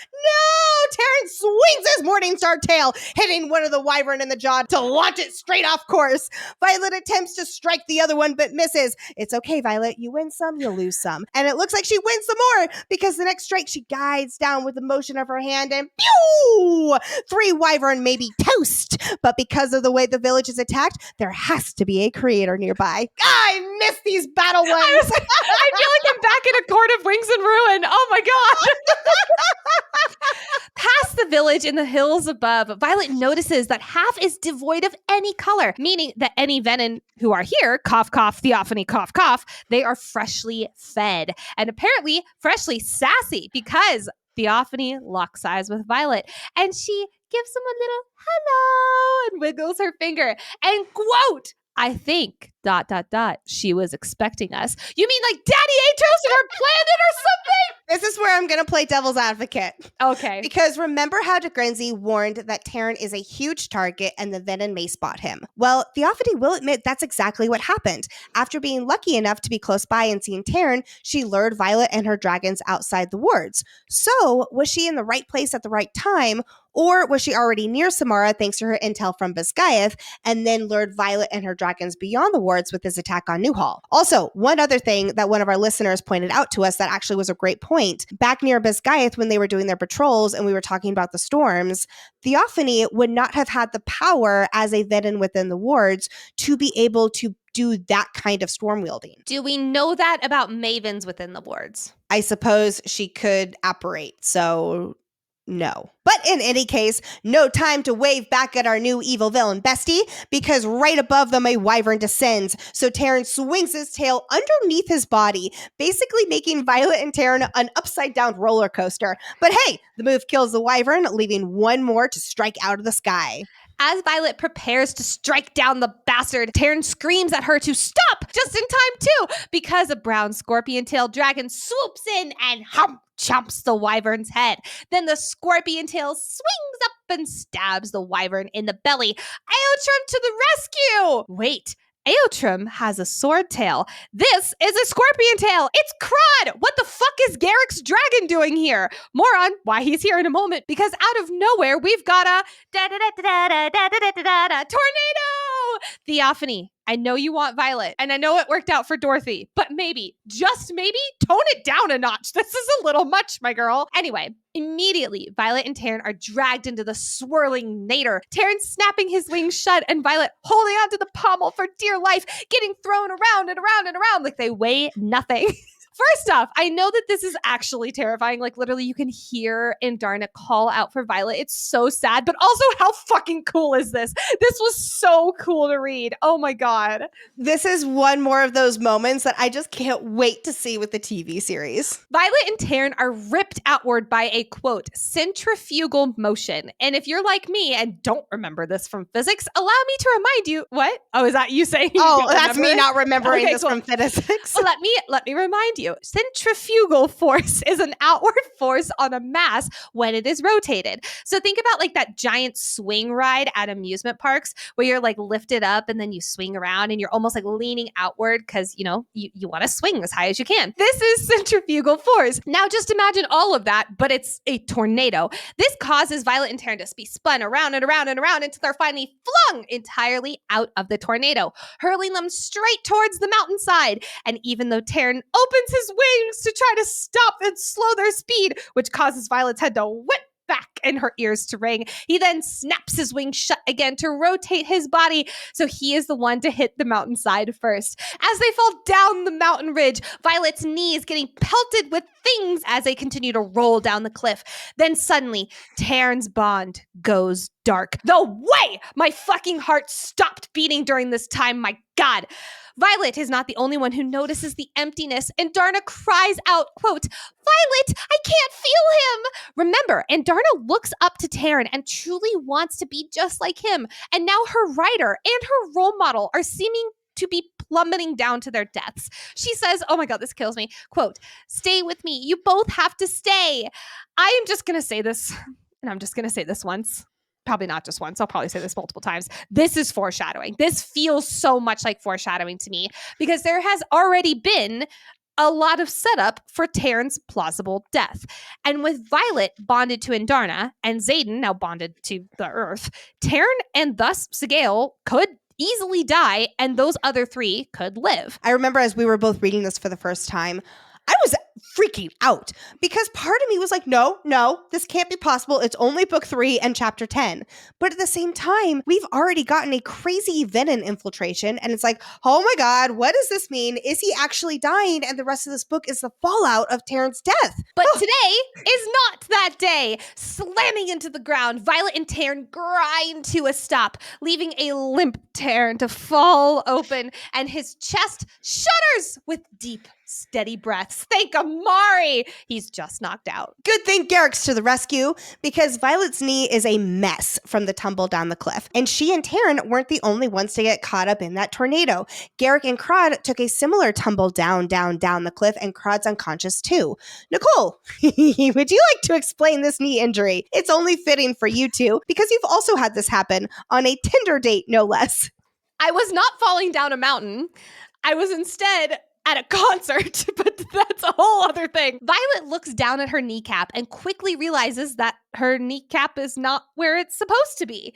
As someone who has also dislocated my kneecap, and then proceeded to stop an entire concert for an ambulance to arrive, not only for me, but also for some dude in the back who saw my knee, ran to vomit, and ended up passing out, busting open his chin, and a second ambulance was called for him. I can confirm this shit hurts so bad. As Garrick slides her kneecap back into place, I'm oh so happy for Violet that it does not hurt as bad as it once did, once it's all like wrapped and such. That is a sound I will never unhear. And I was on so many drugs, but like medical drugs. Like, when I got my knee slid back into place, that was terrible. That was a bad night. Bad night for Nicole. Something is quite suspicious here. Like, what the fuck are you doing here, Garrick? Garrick is supposed to be with Xaden at Basgiath, more than an 8-hour dragon flight away. However, turns out that their dragons were informed about Violet and co. rushing off into danger. Let's walk through this timeline, shall we? Maze, who is one of the dragons at Samara, informed her mate what the cadets did. Remember that she was able to use the long-distance communication she has with her mate Grime, who is apparently at Basgiath, to pass this update along. So Grime alerted other dragons, including Garrick's dragon Crod, that Violet and co. were heading into a Venin battle. So then Garrick told Xaden, because Sigale isn't talking to him and did not tell Xaden this news herself. Xaden then became unreasonable, to say the least. He completely lost control and was not himself, so much so that Garrick was terrified Xaden would rip the stones from the wall. That is troublesome, to put it mildly. As we will learn later from Xaden, he was in a state that he would have killed anything or anyone to reach her in that moment. No exceptions. Back to the timeline that brought Garrick here super fast. Violet and her squad only left Samara about 40 minutes ago. So how did Maze from Samara communicate with Grime tell the other dragons at Basgiath, Crod tell Garrick, then Garrick tells Xaden, Garrick tried to console Xaden, then Garrick traveled to Newhall, somewhere that is 8 hours away from Basgiath, all in less than 40 minutes. We learn from Violet's inner monologue that Garrick is a very powerful wind wielder, a signet that is more common among riders. But there is no way that Garrick pushed a tailwind at Crod that would get them here in a matter of 30 minutes-ish, and that's being generous.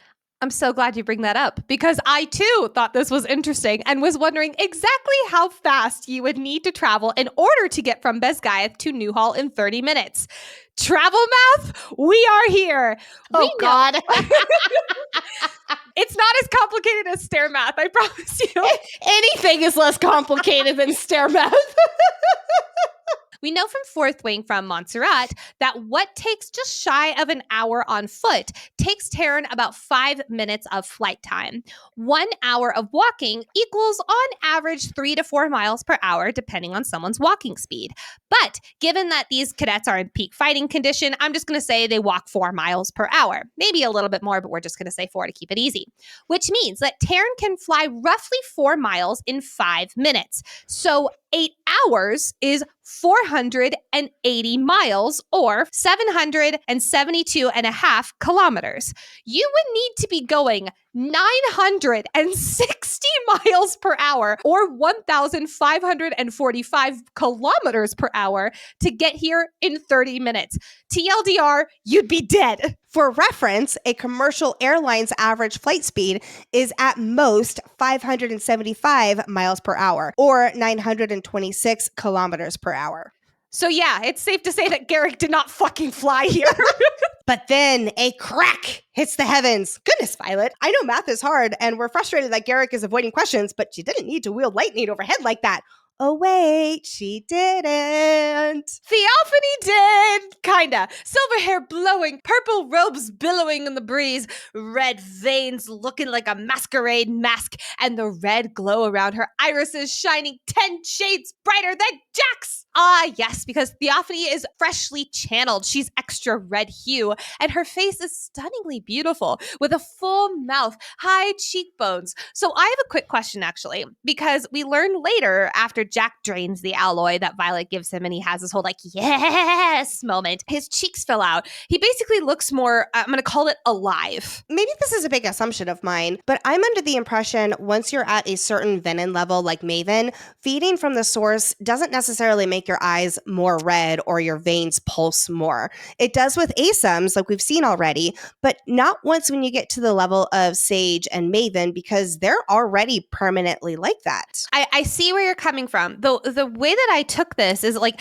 with Theophany being described as like this stunningly beautiful. We even have Berwyn, who's described as like an eerily youthful face. I started thinking, I was like, is this almost like a Mother Gothel situation where when you feed from the source, it keeps you young and beautiful? Because you're frozen in time. You're forever young with your immortality. Jack was on the verge of death, so the alloy power revitalizes him, but it doesn't make him younger. But as he keeps progressing as a Venin, he stops aging. Anyway, this daredevil Theophany doesn't even bother giving Taryn a wide berth, or even, heck, glancing his way, because her eyes are locked on the prize of Violet.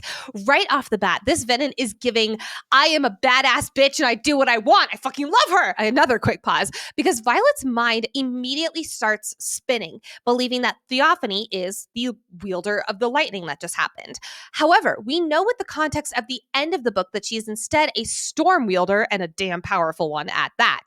So she creates storms that have lightning in them, but she does not control the lightning itself. I especially love that moment that Violet is like, holy shit, she didn't even have to lift her hands to wield the lightning. That's because she didn't. Her storms did the lightning for her. She just has killer timing, and I love it. What an entrance our evil villain bestie makes. Violet immediately tries to throw 2 alloy-hilted daggers at her because, hey, it usually works to kill them. But Theophany is too powerful, just waving the daggers away mid-air as if they're nothing. And she starts playing with Violet. Quote, is that any way to thank me? She didn't kill Violet, after all, right? But unfortunately, she has killed some people, like Marin's parents, who raised weapons to her. But on the tiny plus side, Theophany didn't kill Marin's younger twin brothers, quote, as a sign of goodwill.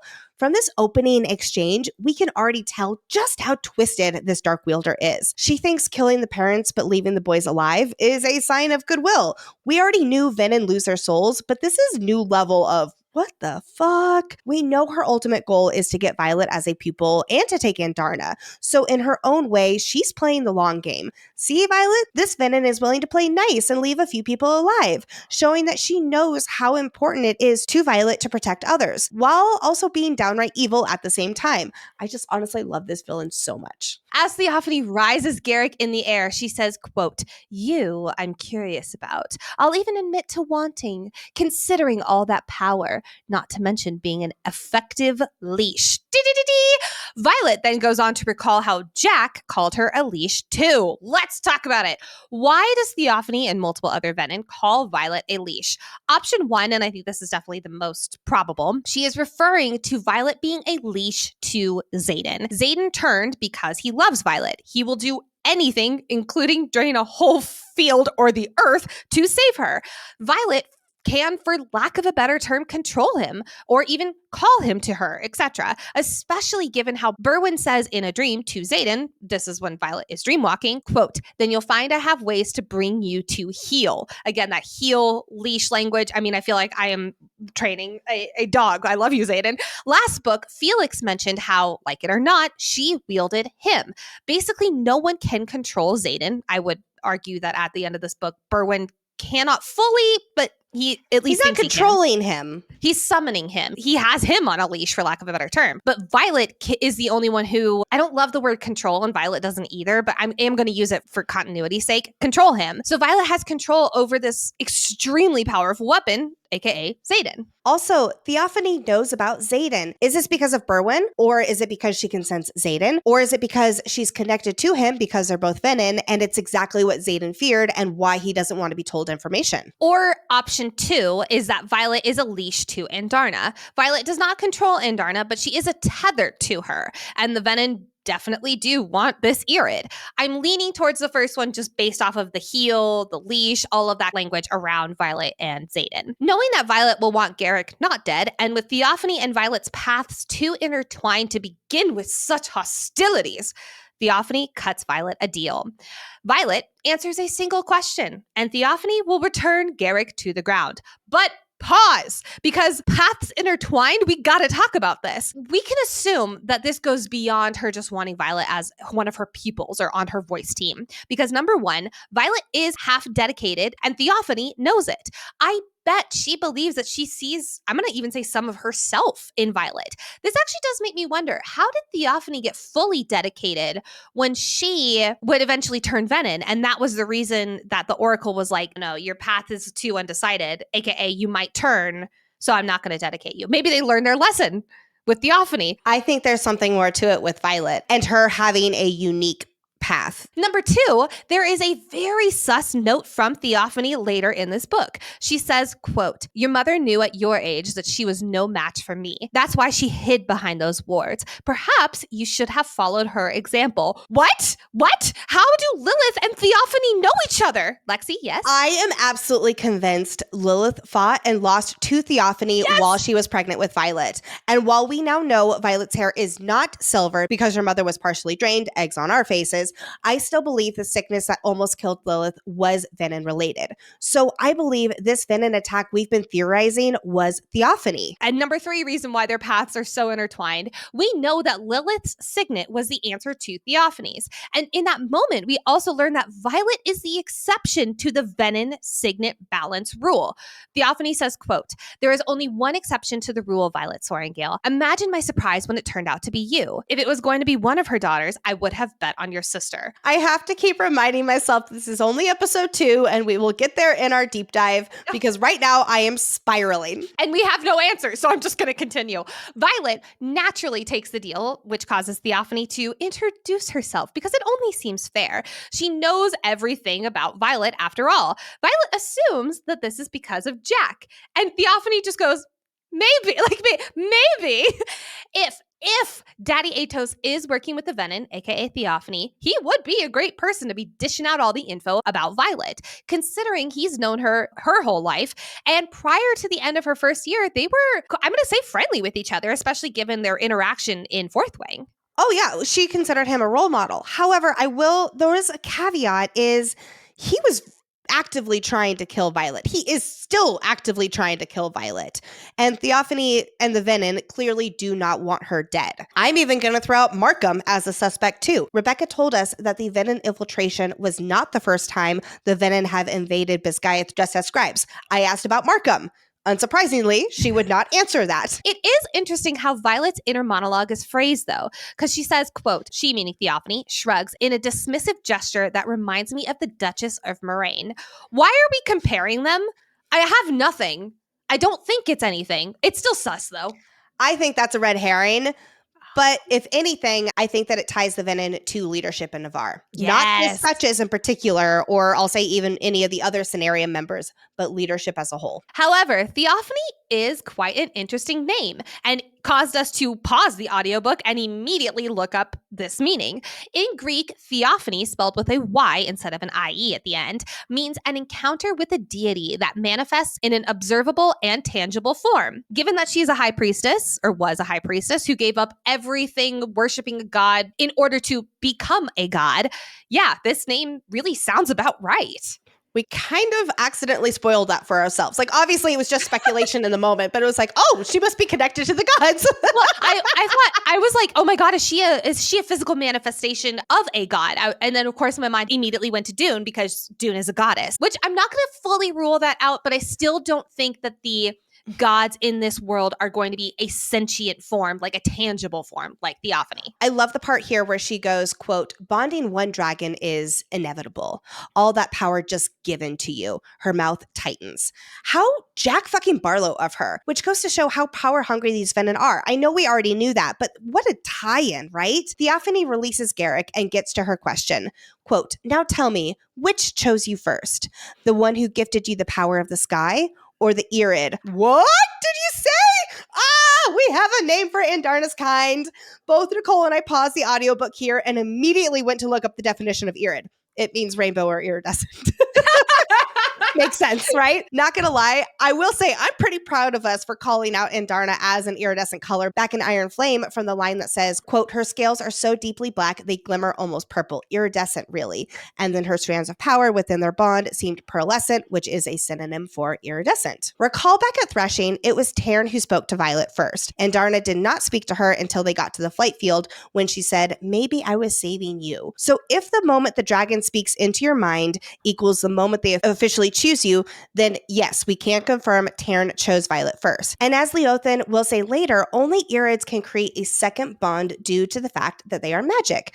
We can assume the reason Theophany is asking this question is to confirm that Violet indeed has an Irid dragon. Remember, Andarna is not nearby in this scene, and when she does finally see Andarna at the end of this book, Theophany is just so transfixed. It does lead to a question. Why would they want to ... set eyes on this mysterious seventh dragon breed?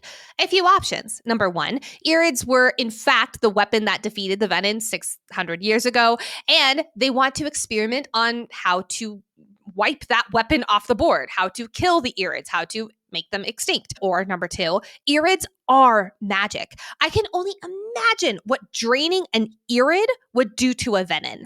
As Theophany notes to Violet, quote, "You truly don't know what she is, do you?" Is she referring to the fact that Andarna is magic or something else? Well, going back to the idea that they are the weapon, the Venin themselves could wield the weapon in their favor, and also bringing in that the Irids are magic. I have a hard time believing the reason that Theophany and the Venin want Andarna is to drain her. Theophany even tells Violet she can keep both of her dragons if she comes to the dark side, though we also know from Theophany that Venin lie. I think that there's an unknown reason directly connected to the fact that the Irids are magic. They will make the Venin more powerful, but not in a draining kind of way. That's all I got right now for episode 2. I do want to debunk a theory real quick, because Jack was determined to kill Andarna back in Fourth Wing. There was a theory floating around that he was already connected to the Venin, and he knew about her being the seventh dragon den, which is why he wanted to kill her.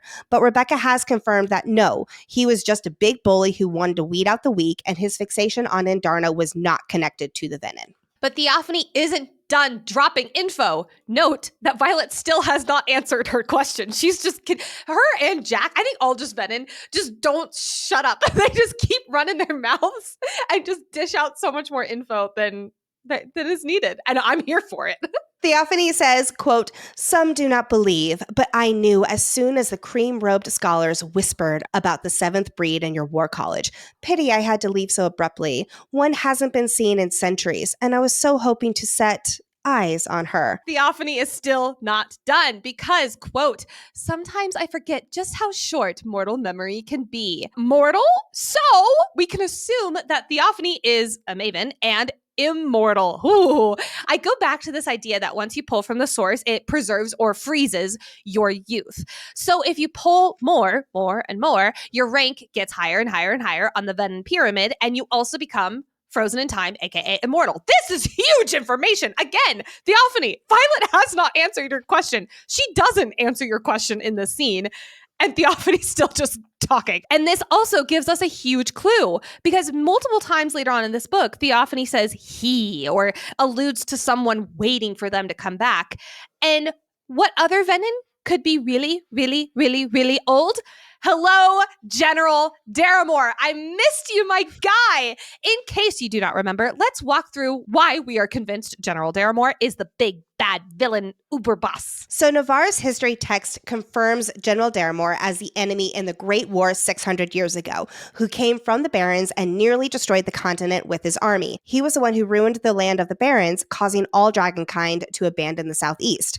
There is never any mention of him being Venin, but that makes sense because Navarre has been hiding the existence of Venin up until now. However, we know from the Revolution and Tarn that the biggest threat during the Great War was the Venin coming out of the Barons, and a mysterious weapon defeated them. So, put 2 and 2 together, and you have General Daramore as the Venin enemy, which brings us back to him being alive in our story, even if that means he's 600 plus years old. Because we get confirmation here that yes, it is indeed possible. We did get hints about this throughout Iron Flame. We initially thought Berwyn was General Daramore, but he's, I'll say, just a sage. And later in the book, Theophany will say, quote, "There's only a few of us who are faster than her," meaning there's only a few who are higher up than she is, like General Daramore. Well, and if those Venin can be immortal, there's no telling how many are still alive from the Great War 600 years ago. I will die on this hill that this is General Daramore. That he is the big bad. Absolutely. Yep. Yes. Yep. Well, because Theophany died in this book, and she's no longer the big bad, and I don't think Berwyn's going to be the big bad. I think it's going to be Xaden's big bad, but not Violet's big bad. That, I think, is going to be General Daramore, and of course, whoever Navarian leadership is, Venin. But Theophany is still not done. She is in her recruiting era, telling Violet that if she joins her team instead of Berwyn's, Berwyn, again, is the sage who recruited Xaden by the end of this book.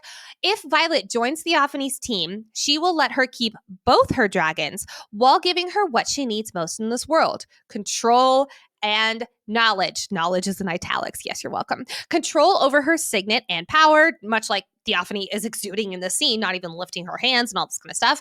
And knowledge. Yeah.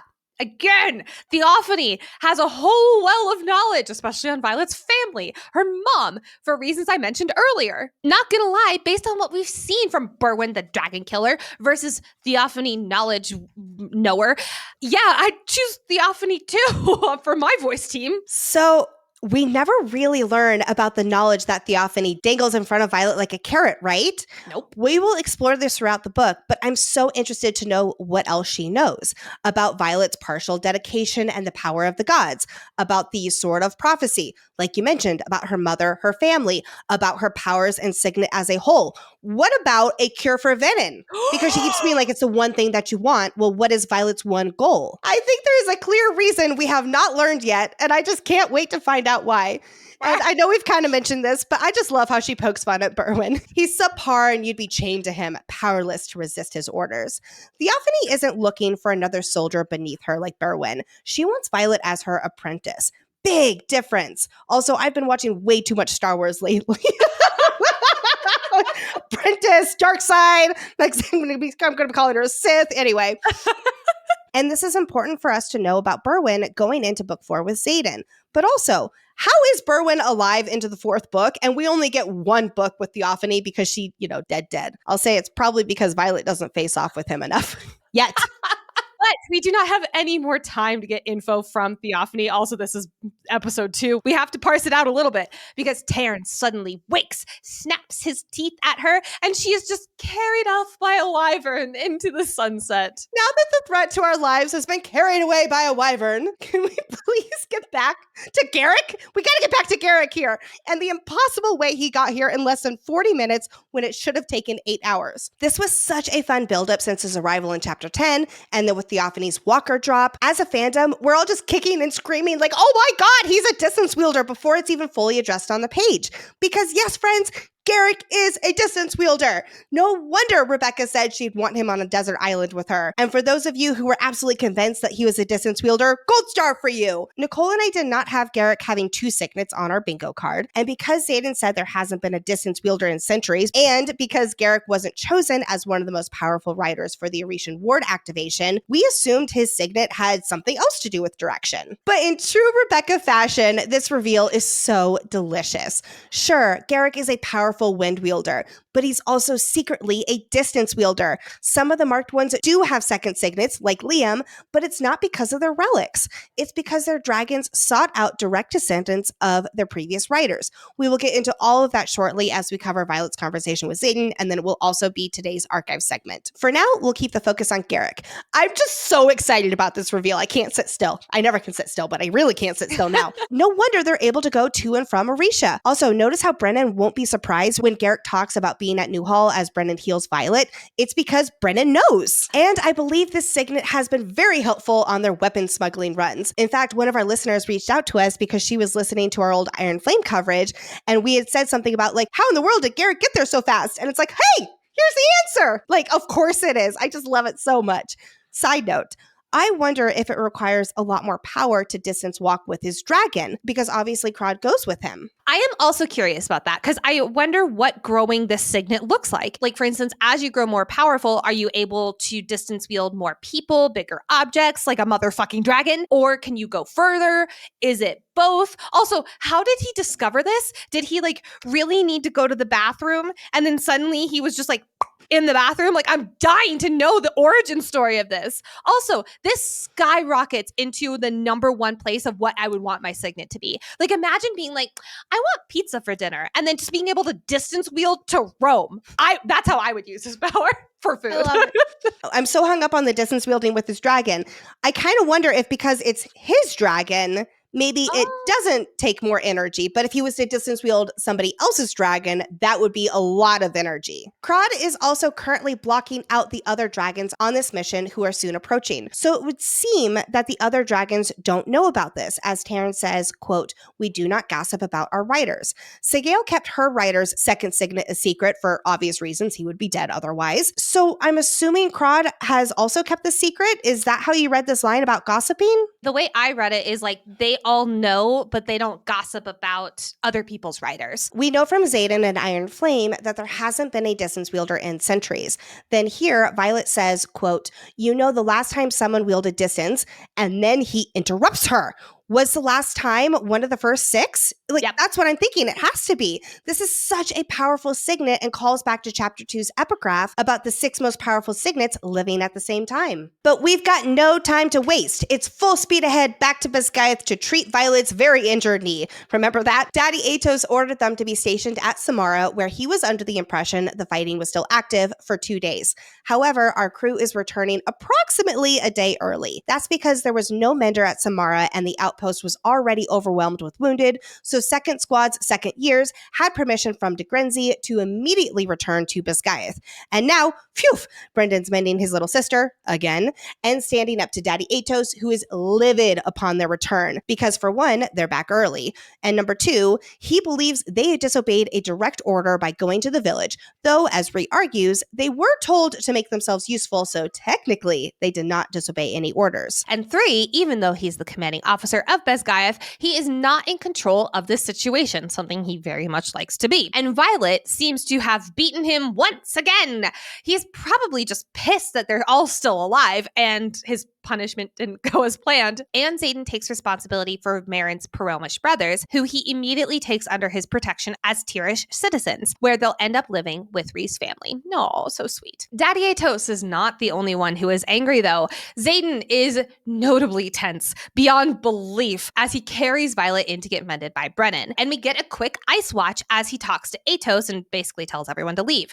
We're no longer in chilled or chilly territory. We are in full icy here, showing that he is just on the edge of his control. I'd even say just teetering over it.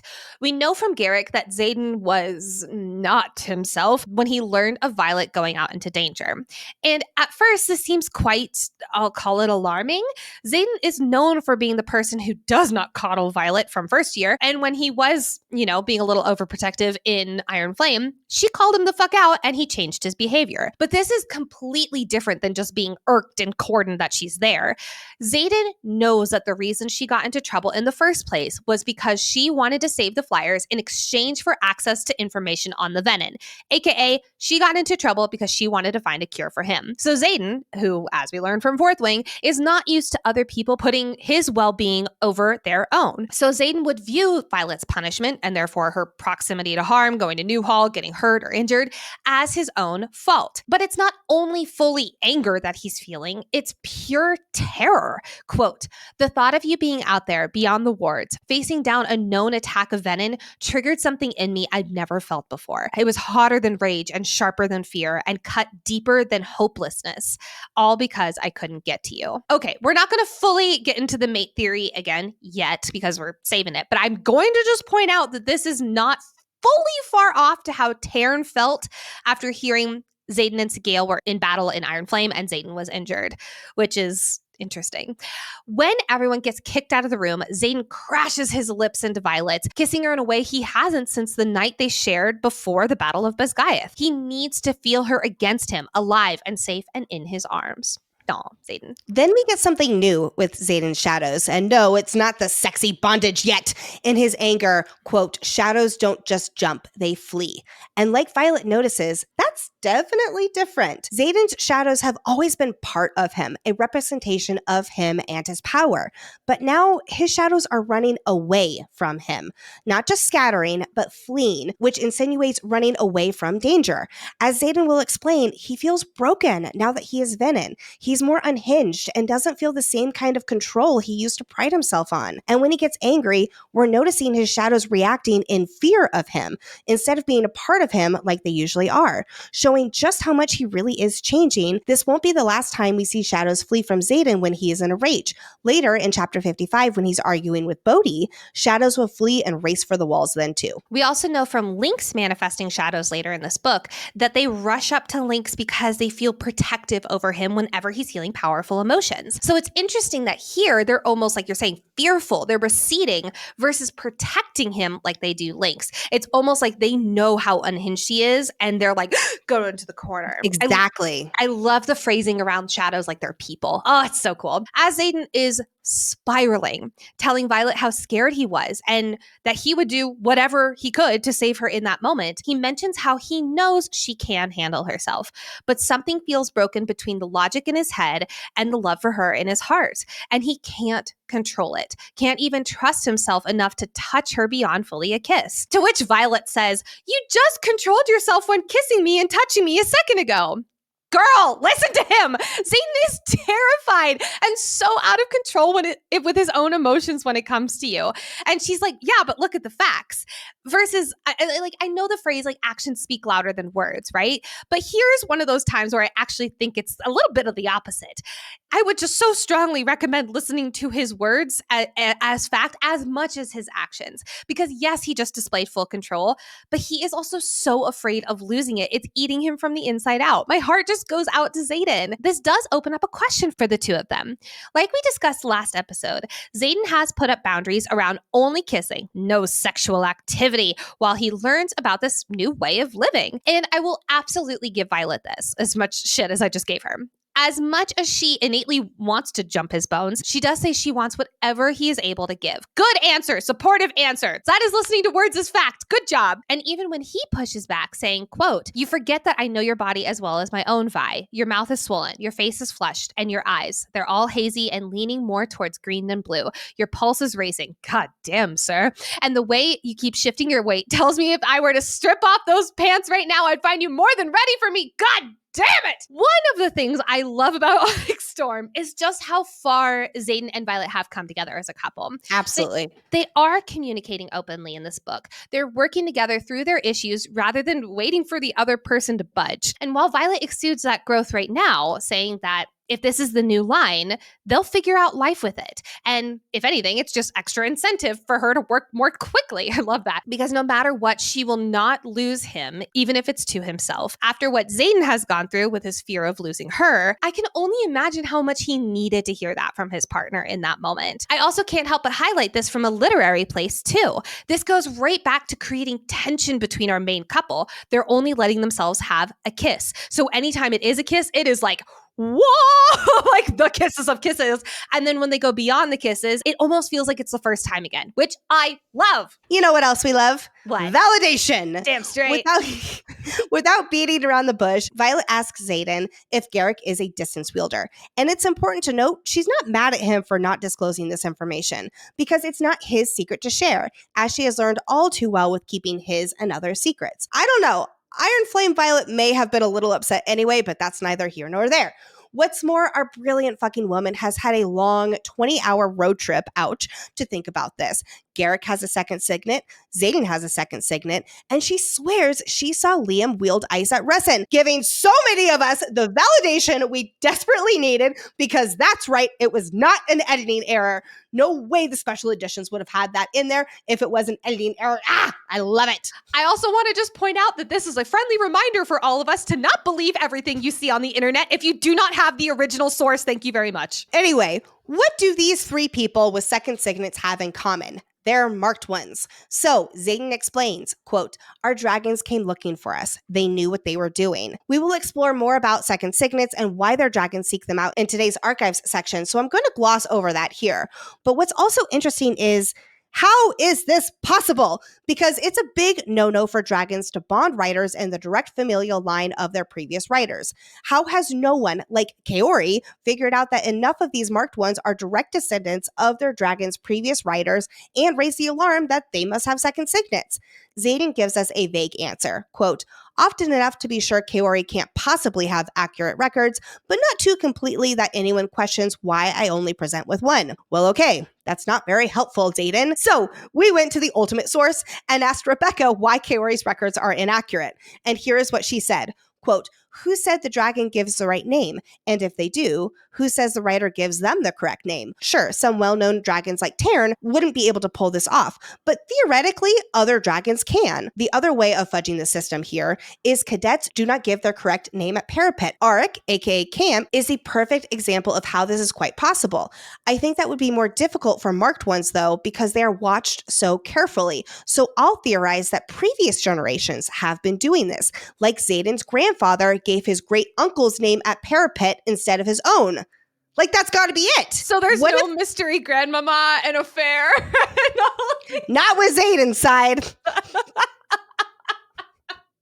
I love that we brought that up, and Rebecca just looked at us like we had 5 heads. She's like, "What?" No, she said, "Yeah, there is still a mystery grandmama," but she was referring to Niara. Violet's grandmother. Yeah, and it's like, no, I had a whole whiteboard and a whole thing. But really, what if Zayden's grandfather and great uncle, let's say that they were twins, and the one who was supposed to be the heir was the one who was supposed to go into the infantry, but he wanted to become a writer instead. So they literally switched places. If they were identical twins, then that means their offspring, Fen and Bodhi's mom, were biologically more like half-siblings instead of cousins, which that might be why Zayden and Bodhi look more alike than typical cousins do. I just love so much how we wondered about second signets and how it played into the marked ones.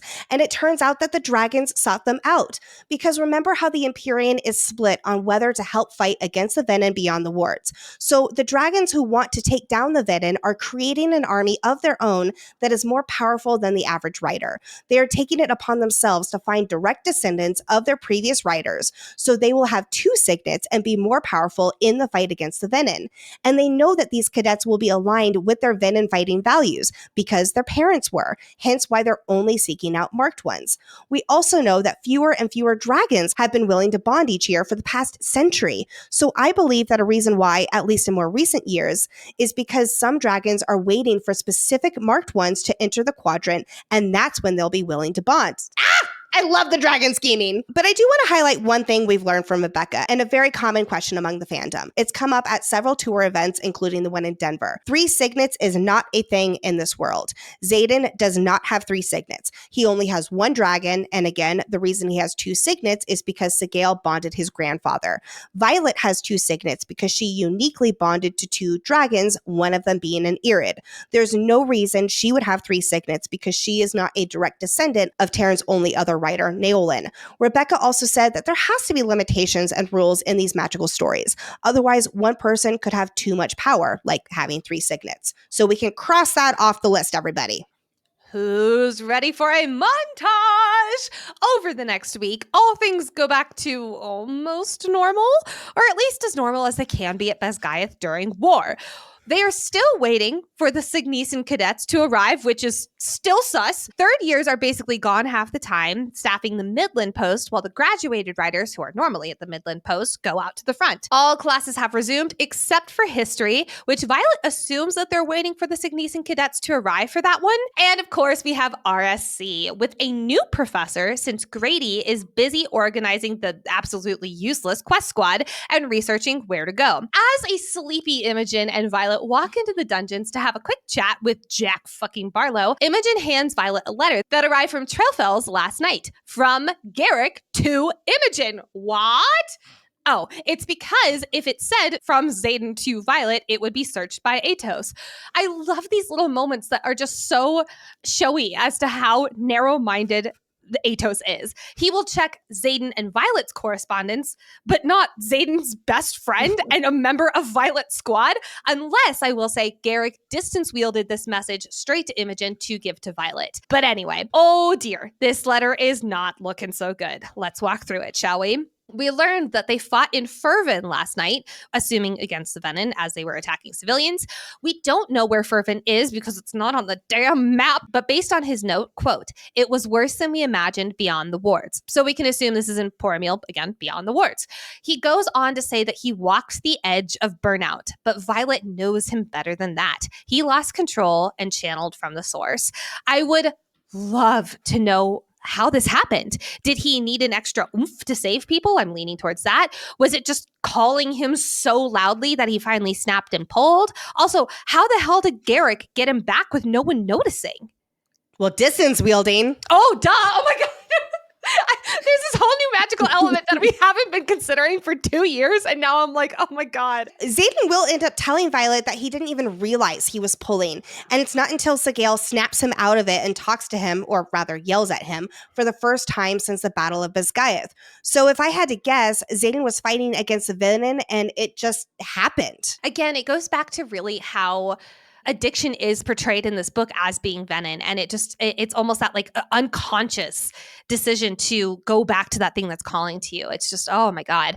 Garrick informed the healers that Xaden will be quote unquote recovering in his room from his quote unquote burnout. But the good news is at least this. He, Xaden, has a solution to prevent future quote unquote burnouts. Hooray! We will soon learn that this is getting his ass back to Bisgayeth as a teacher.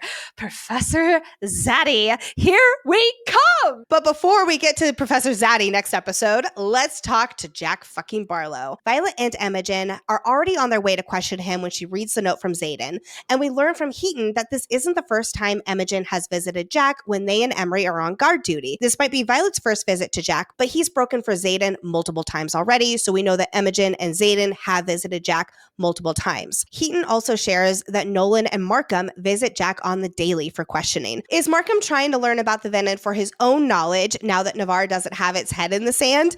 Probably, unless he's Venin himself. Although, assuming he's not, I bet it pisses Markham off so much that poor Mill has so much more intel on Venin than him now that the secret's out, and he just looks like a doofus. Jack is usually silent when they question him, and we'll find out why he's willing to talk to Violet and not them in just a few pages. Though clearly, Jack knows some shit about the Venin, because Theophany knows he is a high security risk for the Dark Wielders. Additionally, we find out that Jack probably only has 24 hours left to live at this rate. There's no magic left to drain in his cell, and he's not eating the food provided for him, or willing to talk and accept power in return, so he's on his last leg. Violet offers Jack a deal. She gives him a medallion of alloy with enough power imbued in it to keep him alive another week, and in exchange, he answers 4 questions of hers. Before we dive into Violet's questions, I want to clarify some questions we've received from readers about how this alloy works for feeding Jack, and later in Deverelli, Xaden. The Venin feed off of power. This power, this magic, is in everything. Magic is part of all living things, part of this earth on the continent. Magic equals power equals life, which is why the Venin can drain people who are not bonded to dragons, and how they drain the earth and everything around them. It's why Xaden could drain the wood from the headboard. Yeah. So this alloy that Violet is offering him, it's concentrated power. It's raw power. Not the same as magic of all living beings, because that's just like a trace of it, but because it is power that is not channeled from, say, Jack's dragon, RIP, or a griffin, it is not Jack's power to use. Hence why when he takes it, it is him being a Venin and pulling power that does not belong to him, that is not technically his power to take. So basically, the power that would be Jack's to take would be something from Bade, who is now dead. And now without that power that is just constantly being channeled into him from his dragon, he is now being emaciated. And so basically, he needs to have something that is power, aka alloy, that is not his to take because it is not Bade, and he drains it very quickly, thus extending his life for a week. In case Jack doesn't want to take Violet's deal, she has something else to offer him. Powdered orange peel. Oh no, not an orange! Remember that Jack is deathly allergic to oranges, so this would be a swift way for him to die. As Violet points out, a merciful way to die. Faced with this choice, Jack chooses to answer Violet's questions and get enough power to live another week. Let's walk through these questions, shall we? Question number 1, can you sense the other Venin? Now, technically, Violet already knows the answer to this one from Xaden, but Jack fucking Barlo does not stop at a yes to this question. Instead, just like Theophany, he continues, quote, When we're new, we're not as adept at hiding ourselves. I am told it's so that we will be found and raised by an elder, usually a sage, but in rare cases, a maven may take interest. First of all, hiding ourselves is a very interesting phrasing there. Does that mean hiding yourself as in like hiding the magic around you, hiding your eyes, or does it literally mean glamoring yourself like we're assuming the mavens and the sages can do? This is nice foreshadowing to how Theophany is taking interest in Violet and how it is rare indeed to be recruited by a maven. And secondly, this also must be how sages and or mavens nearby are taking newly turned Venin under their wing.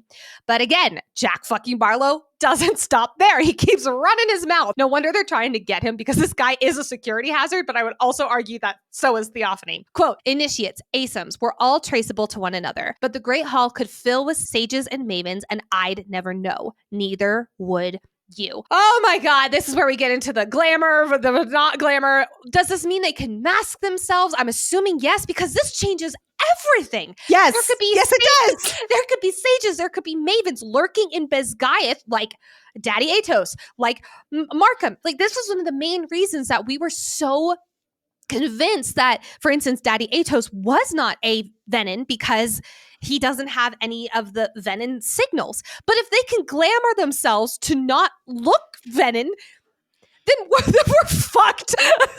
I just have so many questions and we don't have any answers. But yes, this does confirm that sages and mavens can and probably are hiding in plain sight. I'm still not convinced Pancheck is someone who, as Jack says, has been, quote, channeling here for years, who's been trading information for power. As much as the last part of that fits Pancheck, I still don't get, I've been a Venin the whole time vibes when we get the reveal in Xaden's chapter 65 POV. Daddy Atos, I'd say, is at the top of my list right now, but this is something else we'll keep a close eye on throughout the deep dive. Let's move on to question 2. Do you have to be taught to channel? Jack doesn't answer that question yet, but gives her a different bit of information. Quote, ask me when I turned, how I turned. Ask why only initiates bleed. So first of all, we might not know exactly when Jack turned, but we do have a time frame. It was after threshing in October because he was so angry about a powerful dragon like Taryn choosing Violet, and it made him question the whole concept of who gets to decide who has power, because that control and sense of power was taken away from him. And it was before his and Violet's challenge on the map because he channeled during their fight, which was at the end of January. So between the beginning of October and the end of January is when Jack turned Venin. Also, his response here just shows how self-absorbed Jack is. He thinks this is all about him. When did he turn? What Violet wants to know about him? When really, Violet doesn't care. She's looking for information far bigger than Jack, and he is like not even thinking about that. But more importantly, only initiates bleed. So initiates can't be killed normal ways. While once when you level up to ASIM, only alloy-hilted daggers, and Darna's fire, and lightning can kill you. My guess is Jack was able to survive the mountain crashing down on him because initiates are a little harder to kill. So while he was barely alive, he was obviously and regretfully still alive. But barely alive is the key there. I think of it as being an initiate Venin is like extra armor for you. I also assumed that when the mountain fell on him, he channeled from the source to like sustain his life basically as much as possible. Yeah. Yes. Remember that in Iron Flame, Violet was able to stab and kill the first-year Venin assassin with a regular dagger because, as Jack states here, initiates can still bleed. Back to question 2 and whether they need to be taught to channel, which, yeah, good question, and we've been wondering it too. He answers, quote, not if you're already experienced with the flow of magic. Someone who has never wielded would require instruction, but a dragon rider or a griffin flyer, the source is there. So good news, unless you already know how to draw power, you need to be taught, which means infantry, scribes, regular people, they need to be taught how to reach. I really believe there is at least someone within Bezgaeth ranks who is seeking out those new potential initiates, especially among the infantry who, as Violet notes, are too skittish to walk across the parapet. Remember back in Iron Flame, there was an epigraph that said the Venin were recruiting Paromish cadets who didn't bond a griffin. Same could go for people who didn't bond a dragon and were still power hungry. Gah! The possibilities, they are endless. Next, question number 3. Do you know their plan? Quote, does a first year command the wings? No, we're not as stupid as you assume. Information is need to know. God, I hate this guy. I love that this is book 3 and we're only now understanding the structure among the enemy. We had the idea sprinkled back in 4th Wing when Violet learns about the sages and how they have teachers on the back of Terran at the Battle of Resin. But learning just how organized the Venin are, they're not mindless zombie White Walkers, all completely unruly. They have high ranks, one of which, as we know, is Berwyn, who now Xaden obeys at the end of this book. I'm saying obeys at least as far as we know, which what if Xaden and Violet start passing like war info via dream walking, and that's how they communicate in book 4? That is canon in my head. The 4th and final question is actually the same one we heard Xaden ask Jack at the end of Iron Flame, but Violet didn't hear this part. How do you cure yourself? Violet is desperately searching for an answer to this question and exploring all possibilities, as Andarna has said. So, of course, she's got to cover her bases and ask the one Venin she has direct access to. But Jack tells her, quote, there's no cure because magic does not negotiate, and we do not wish to be cured. This isn't far off from what he told Xaden when he demanded to know the cure. In chapter 66 of Iron Flame, Jack said, quote, there's no cure. You can never give back what's taken. You'll only hunger for more. In both answers, Jack explains that they're not diseased. They're free with unfettered access to power. As he tells Violet, it's a loss of soul, but the Venin see it differently. See, they aren't burdened by conscience or weakened by emotional attachment. They are in control of their advancements based on their own capabilities and talents. They're not reliant on dragons, which makes sense that this is Jack's way of thinking. Remember how he wanted Terran as his dragon, but instead he wound up with Bade, a small and weak orange that thus made Jack a far less powerful rider than he intended and ever wanted. It was only after threshing and this shift in power structure that he pulled from the source and turned Venin, taking his strength of power into his own hands. This answer about not wishing for a cure is not comforting for Violet, as she immediately begins worrying whether there will come a point Xaden doesn't want to be cured.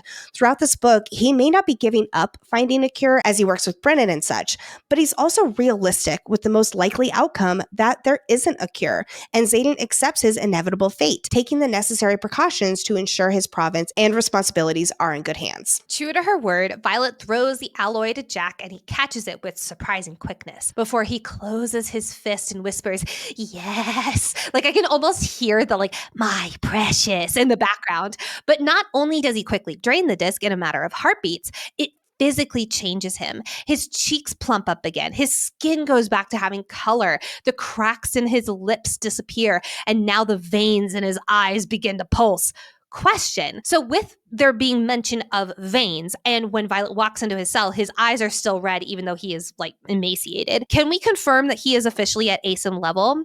Yes, Violet does say at one point later on that he tells her all about the process of turning ASIM. So yes, he is in the process. I have a feeling that when Xaden turns, because he channels so much power, it's kind of like a jump to ASIM, while it's a slower process here for Jack. Agreed. Upon leaving, Violet asks Jack what's on our minds too. Why are you answering me, but not the others who interrogate you? And true to his Jack fucking Barlo name, he says, quote, did you cry for Ryerson when they strapped you to the chair and watched your blood fill the cracks between the stones on its way to the drain? Quote, I only ask because I swear I can feel it when I lie on the floor. All of your pain is singing to me like a lullaby. This fucked up paragraph fairly causes Violet, who is less than a few months out of her trauma from being in this exact room getting tortured by Varish for days, flinches. And we get back to the reason why Jack actually told her the answer. He knows that he can be a stone's throw away from death, and he can still cut her, even when he does not have a blade. When we asked Rebecca about Jack at her Denver tour, she said that he is a bully through and through. And this is what we see on full display here. Jack wanted more power, and that's why he went the Venin route in the first place. He wanted Terran as his dragon, and when he didn't get the strongest dragon on the continent and instead got the weaker dragon, like Lexi said, he was hungry to prove that he is more powerful. And now, knowing that he can affect the most powerful dragon rider, it is a high for him. Just like any bully who chooses to take you down a peg, it is solely about a moment, a hit of power for them. And while his words definitely hit their mark with Violet, she doesn't let him him get the last word like that. And after taking a dig at how he's redecorated the room, she lets Imogen know she's ready to go. Before Imogen steps in to wipe Jack's memory again, Jack does say something interesting about telling her favorite scribe that she's been feeding the enemy. Because at first, I thought he was talking about Dulcinea. However, because we know that Nolan and Markham visit him daily, I wonder if he's actually using this favorite scribe as a taunt about Markham. In any case, you won't remember shit, Jack, because we've got memory wiping Imogen to step in. Wait, hold the fucking phone, because I also assumed it was Dulcinea, which doesn't make sense unless Dulcinea is going behind all of our backs and visiting Jack, which is weird and sus, and I don't really think Dulcinea is weird or sus.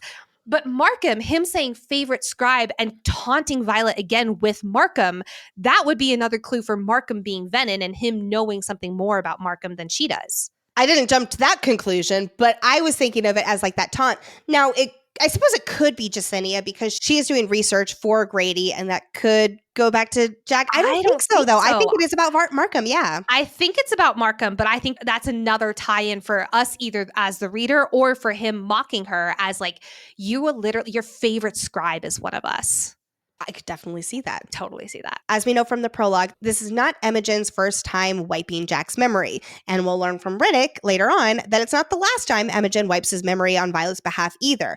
Violet will be going back and talking to him later on. In this Signet power segment of the episode, let's move to the power of precognition by turning our full attention to other important foreshadowing moments for the rest of this book, as well as speculations for books 4 and 5. Sawyer mentioning how there's not a single rock or earth wielder in our history. Oh, golly. So we know that a lot of the signets that we're seeing are like haven't been seen in centuries, but this is just how unique Imogen's second signet is. It's never been seen before. I love that. As they're waiting for Battle Brief to start, we start to see the beginnings of Traeger and Kat's relationship being planted. I don't think they've started their relationship yet because we haven't had the whole like go Traeger moment.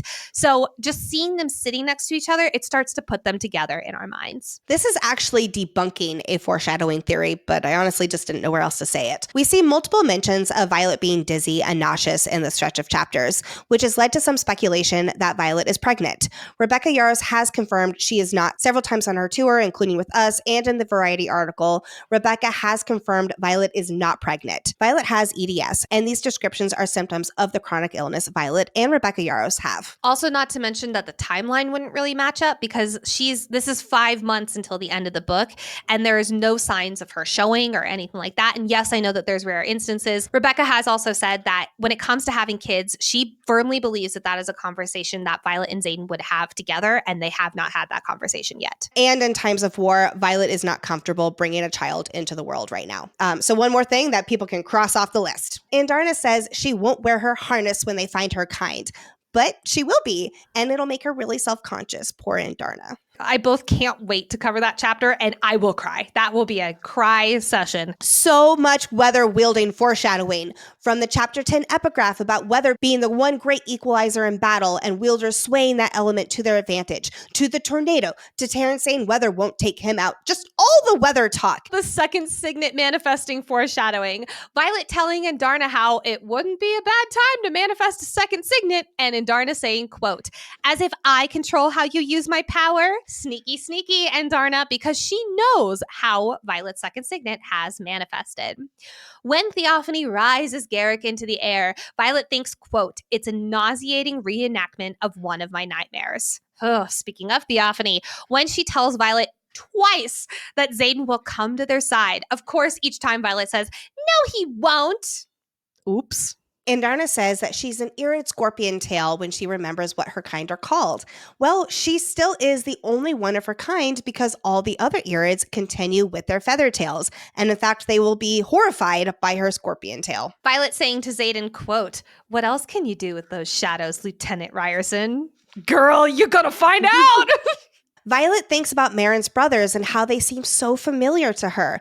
Yes, they do, but not because they have ochre complexion, dark hair, honey brown, grief-stricken eyes. Nope, it's because Violet saw them in Marin's dream when she dreamwalked, and she just hasn't quite put the two and two together yet. So much foreshadowing for the uselessness of Quest Squad, Grady's version. Starting with how his dragon tried to question Andarna, which Tarn served his dragon's ass on a platter, and Andarna left teeth marks in her tail. Last but not least, Emery and Heaton playing cards outside of Jack's cell. Just love that little callback to these two from Violet's first year.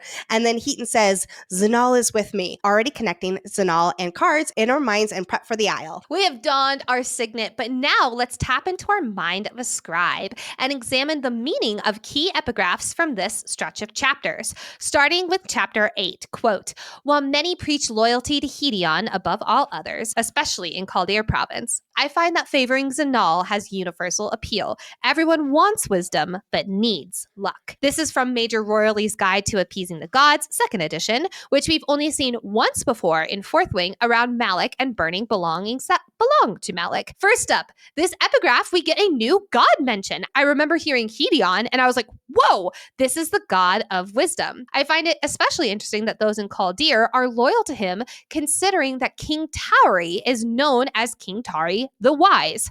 So did the king give himself to Hedion? Is this a tradition for the royalty to give themselves to a deity? Is he just like, I don't know what else to choose, so let me choose Hedion? I have so many questions. And also, we assume that King Tari is not that wise, so would Hedion spite him for being a dingus? That's mine.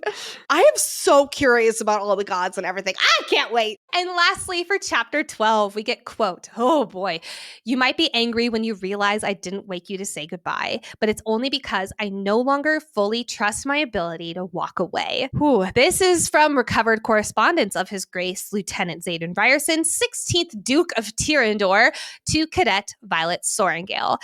I need to know the timestamp of this because it's going to drive me crazy. Originally, I was thinking that this was Xaden writing letters to Violet at the end of his book, but she's not addressed as the Duchess of Tyrrendor in this letter. That was such a good catch because I was always thinking that that was going to be something timestamped later on. And I remember reading this epigraph for the first time and it's like, oh my God, he's going to pull an Edward Cullen, as the whole fandom is calling it. And that is such a good point about how he doesn't address her as Duchess. Now, of course, that would be just a gigantic spoiler right there. But yeah, but I do want to point out, though, Xaden was banking on Bodhi being heir. So maybe he wrote these letters knowing that eventually he would have to walk away. Like, remember, he's a realist. And at the very end, she's groggily waking up after Imogen wipes her memory. Is this the I didn't wake you to say goodbye? So was he there when Imogen wiped it all out of her mind? I don't think so, because she was on I have no idea. And he would have had to write these letters before the Battle of Drathis. And he wouldn't know to address them as the Duchess of Tyrrendor because he wouldn't know that she would need to be the Duchess of Tyrrendor at the end of the battle. Or was this also before he left for the front, which is where we were in this stretch of chapters, and he accidentally wielded and he didn't know if he needed to leave? When was this? I'm driving myself crazy. I don't know. I don't either. But oh my God. Now, let's step into the archives where each episode Lexi educates us on a world-building topic to help us better understand this world and the magic within it. Today's archives topic is Signets Part 3, specifically focusing on second Signets and Venin Signets, as well as how Signets evolve. This archives will be building off of our 4th Wing Episode 6 and Iron Flame Episode 6 archive sections, where we dove into how Signets work and Mind Signets, respectively. If you want more foundational information about Signets and an explanation about Mind Signets, please go check out those episodes. For today, let's start with a quick recap of what we know about Signet powers, just so we're all on the same page. Signets are the unique magical power that a human gets from their bonded dragon. All bonded riders can wield lesser magic, but their Signet is the most powerful and distinctive magical ability unique to each person. Some Signets are common, like ice or wind wielding, while others are rare, only surfacing once in a century, like lightning, distance wielding, and summoning. Some Signets are more powerful than others, including those common Signets. Riddick is a great example, or Garrick with his wind wielding, and they evolve with time as the rider trains and gets better at wielding their Signet. A few examples where we've seen this are with Mira and being able to generate her own wards outside of Navarre's wards, Rhiannon with being able able to summon objects through walls and at greater distances. And like I mentioned, Riddick and freezing the inside of a wyvern in mid-flight. That was so badass. Last thing on the basics of Signets is a Signet says more about a rider than their dragon. When dragons channel their power into their bonded human, it manifests into a distinctive ability that represents who the person is at their core, as we all talked about with Violet's second Signet as we were speculating that. Now that we've got the foundations of Signets, let's talk about second Signets. Who gets them? Or rather, how does one get a second Signet? There are two ways of a rider getting a second Signet. The first is through bonding two dragons, like Violet. She is the only person in history who has ever done this. The only way it's possible for a second dragon to bond a rider is if the dragon is an Irid, because this type of dragon is, quote, magic. But we're not going to get into all of that this archive section. The second and far more likely way of getting a second Signet is when a dragon bonds someone from the dragon's previous rider's direct familial line. All riders with a second Signet, except Violet, are bonded to a dragon who had previously been bonded with the rider's direct descendant, like a grandparent. Apparently, this kind of direct familial bond either leads to a second Signet or the rider goes into madness. But we have not seen any riders go mad from bonding a dragon previously bonded to their direct descendant, at least that we know of. Nicole's crossing her fingers. Yes, indeed. This is also not to be confused with a dragon bonding a relative not in the direct line. Like in Quinn's case, she has one Signet that is extra strong because her dragon was bonded to her great aunt, so not a direct familial line. Therefore, she does not have a second Signet. This is why people don't question Xaden seeming to only have one Signet that is extra powerful. According to Besgai's records, Sigale was previously bonded to his great uncle, when it was actually his grandfather she was bonded to. So it's believed he has one super strong Signet instead of two. This Dragon Bond's direct descendant way of having two Signets is why some of the marked ones have secret second Signets. The dragons who bonded with the marked ones purposefully sought out the direct family members of their previous riders. They know what they are doing when they choose their bonded rider. They know that the Venin are a big problem, and they know that these new young riders come from families who believe in fighting against the Venin. So they seek out the children of the rebels, aka the marked ones, to ensure they become more powerful riders. These dragons are literally making an army because more Signets equal more power to go up against the Venin. While we don't know exactly how many marked ones have second Signets, we do know that it's often enough to be sure that Professor Kaori can't possibly have accurate records, but not too completely that anyone questions why Xaden only presents with one. On a separate note, we know that dragons will sometimes hide the fact that their rider has a second Signet from the rest of the Empyrean to protect their rider, like Sigale does for Xaden. Now, I do want to clear something up, because the Marked One's second Signets are not to be confused with their Rebellion relics. While people with Rebellion relics have a disproportionately higher chance of getting a second Signet, this is not caused by the relics themselves. Their Rebellion relics are the result of a runed stone that Colonel Mari created to protect the children of the Rebellion leaders upon their deaths. Once the runes were activated, the relics appeared on the children as a form of protection from the person whose dragon performed the executions. So, the relics are a result of an activated rune that shields those children from General Melgan's Signet, which is Battle Foresight. If more than 3 of them are gathered, Melgren can't use his Signet to know what they are doing, hence protecting them. This is why Melgren had the Besgaeth War College Code of Conduct amended so marked ones can't gather in groups of 3. So the relics are not magically connected to the marked one's second Signets. It's simply an indirect correlation here. Also, no one has 3 Signets, like I mentioned earlier. Rebecca has confirmed there has to be limitations on power, and someone like Xaden cannot have 3 Signets because he only has 1 dragon.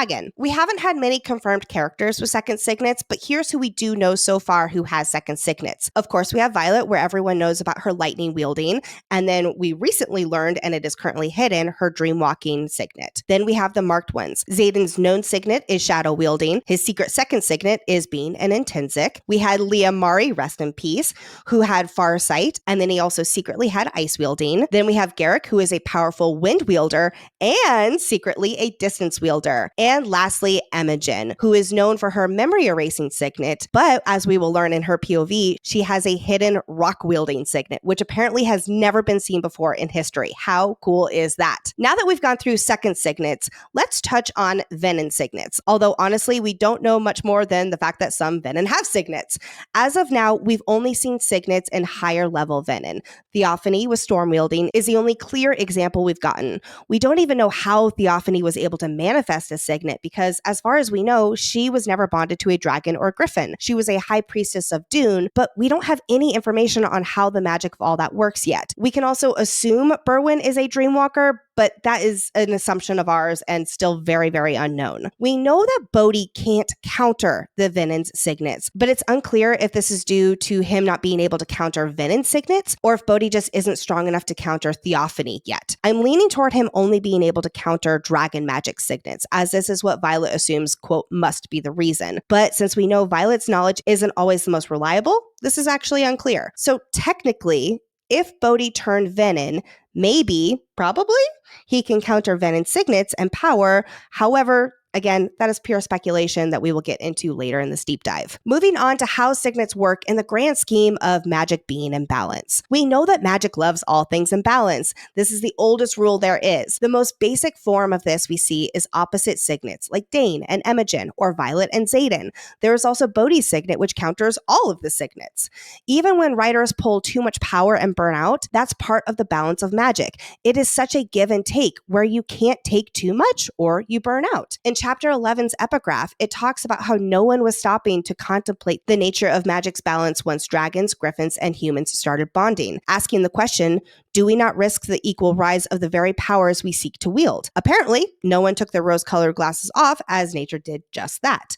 While we don't know if every Venin with the signet has a dragon signet counterpart, Theophany tells us that Lilith received storm wielding as the balance to Theophany, but Lilith's signet never developed to be as powerful as Theophany's. There are so many question marks around all of this. If you are confused, it's not you. We are meant to be left wondering, and that's part of the excitement that I just love. We also know that Lynx manifested shadows to be the balance to Xaden's shadows now that he is Venin, which we will explore more once when we get to that point in the book. A final note about signets once when you turn Venin. We see from Xaden at the end of Iron Flame that pulling from the source has strengthened his shadow-wielding signet. We also get big hints about his intrinsic signet becoming stronger too in Onyx Storm, but there's a lot of mystery around that, and I'm so excited to dive more in. Can you all tell how excited I am about talking about all this magic and signets and all this new information we learned? I love it. Anyway, that's our archives for today. Oh my God, that was amazing. All right, let's close out this episode with taking flight with our favorite moments. All the show don't tells of Sawyer and Justinia being together and they're writing notes to each other, especially given how this is the only way they're really able to communicate freely with each other. It's just, it's so sweet. I love the beginning of their relationship. This is something super small, but Xaden pockets Violet's patch after she's cleared from the scenarium. And it's got me thinking, I feel like Xaden would absolutely have like a Violet box. Like, you know how like when you're in a relationship with someone, you have like I have a Brett box. Do you have a Jake box? We've moved so many times that I don't even know if I used to. I'll take it. But like, I love the idea of Xaden having a Violet box somewhere. And of course, we have some rapid fire favorite lines. Tern. He says, quote, "Yes, I too have eyes." And of course, quote, "You ask for speed and then complain when I provide it." And then, quote, "If you remove that belt, I will unseat you over the river and let your meager gods sort you out." And my personal favorite, quote, "Do not dehydrate on my account. It takes more than weather to fell me. I wish I could say the same for you." Like, he's kind of a dick and I love it. And then, of course, we have Garrick. He says, "Let's be honest, you're not kicking anyone with that knee." And then, good. I hate to damage the other side of my perfect face. Yes, you are perfect. He's got swagger.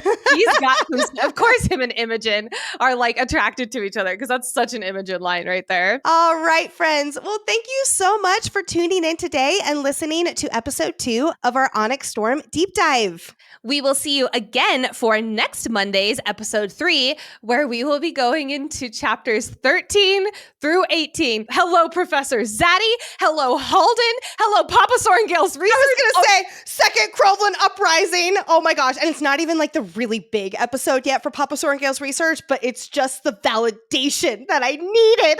If you do not know, the next book series we are covering after Onyx Storm is the Kindred's Curse Saga by Penn Cole, starting with Spark of the Everflame in April 2025. Link to get this fabulous series is in the show notes. We would love to give the biggest warm welcome to our newest Iron Squad members. A huge welcome to Anthony F., Felicia S., Gabby L., Alex D., Luzez, Marjorie S., Cassie R., Stephanie R., Carrie H., Marlise, Michelle L., Ella B., Cher M., Mary, Alicia C., Lucette, Stephanie H., Maria, Ashton S., Caitlin C., Mia L., Kayla F., Angela B., Leah H., Annabelle P., Joseline E., Robin, Natalie, Gabby T., Bridget B., Lindsay A., Jeannie B., Molly M., Megan I., Annie L., Sarah C., Colleen D., Brandy, Christy K., Stephanie D., Lisa M., Stephanie B., Megan, Liz Malin M., Jessary N., Ashley M., Ali, Felicia B., Tara B., Dory K., Becca H., Shannon T., Ashley K., Megan S., Jennifer G., Victoria, Jessie J. Oh, I love that singer. Sandra M., Shannon K., Ariana A., Sarah A., Jasmine W., Maria B., Kinsey, Tiffany S., Jessica T., Vanessa P., Kara H., Georgia T., and holy God, last but not least, Cindy. Wow! We love you all so much. Thank you so much for joining the Iron Squad. We appreciate you from the bottom of our hearts. Thank you for supporting the show and for supporting Nicole and I. It means everything. And if you're like, hey, I want my name shouted out on the podcast and to be showered with all the love too, join our fan club at fantasyfangirls.com/fan club. The link is also in the show notes. Thank you, as always, to our resident scribe curator, aka our content researcher, Brooke, and of course, our executive producer, aka our sanity manager, Hayden. We love you both. If you're not following us on Instagram and / TikTok, what are you doing? We are so active on social media and we are posting lots of extra Onyx Storm content. So please be sure to head on over there at Fantasy Fangirls Pod. Also, go ahead and hit that subscribe button on YouTube. It is so helpful for us. Speaking of things that are extremely helpful, not just for the show, but for any podcast you listen to, please take a moment and rate and review. You can hit that 5-star button on Spotify, write a little love notes in the Apple review section or wherever the heck you're listening to. But it is so helpful for any show. Like, we can't even list all the reasons why it's so helpful. So thank you to those who have done it. And of course, do not forget to share this episode with your fellow Onyx Storm friends. If you had a group text where you all in the lead up to Onyx Storm were like, Liam wielded ice. I know he did. This is a great episode to send to them so you can all feel validated. All right, everybody. Thank you so much. We will see you next week. Bye-bye. Bye. To the scenarium for a quick trial we go. GF Triple D. I sound like Guy Fieri. Diners, drive-ins, and dives. Yeah. Oh, I was thinking of Guy's Grocery Games, but really either one of those work. And she's a soldier who has a short sword. She sells seashells at the seashore.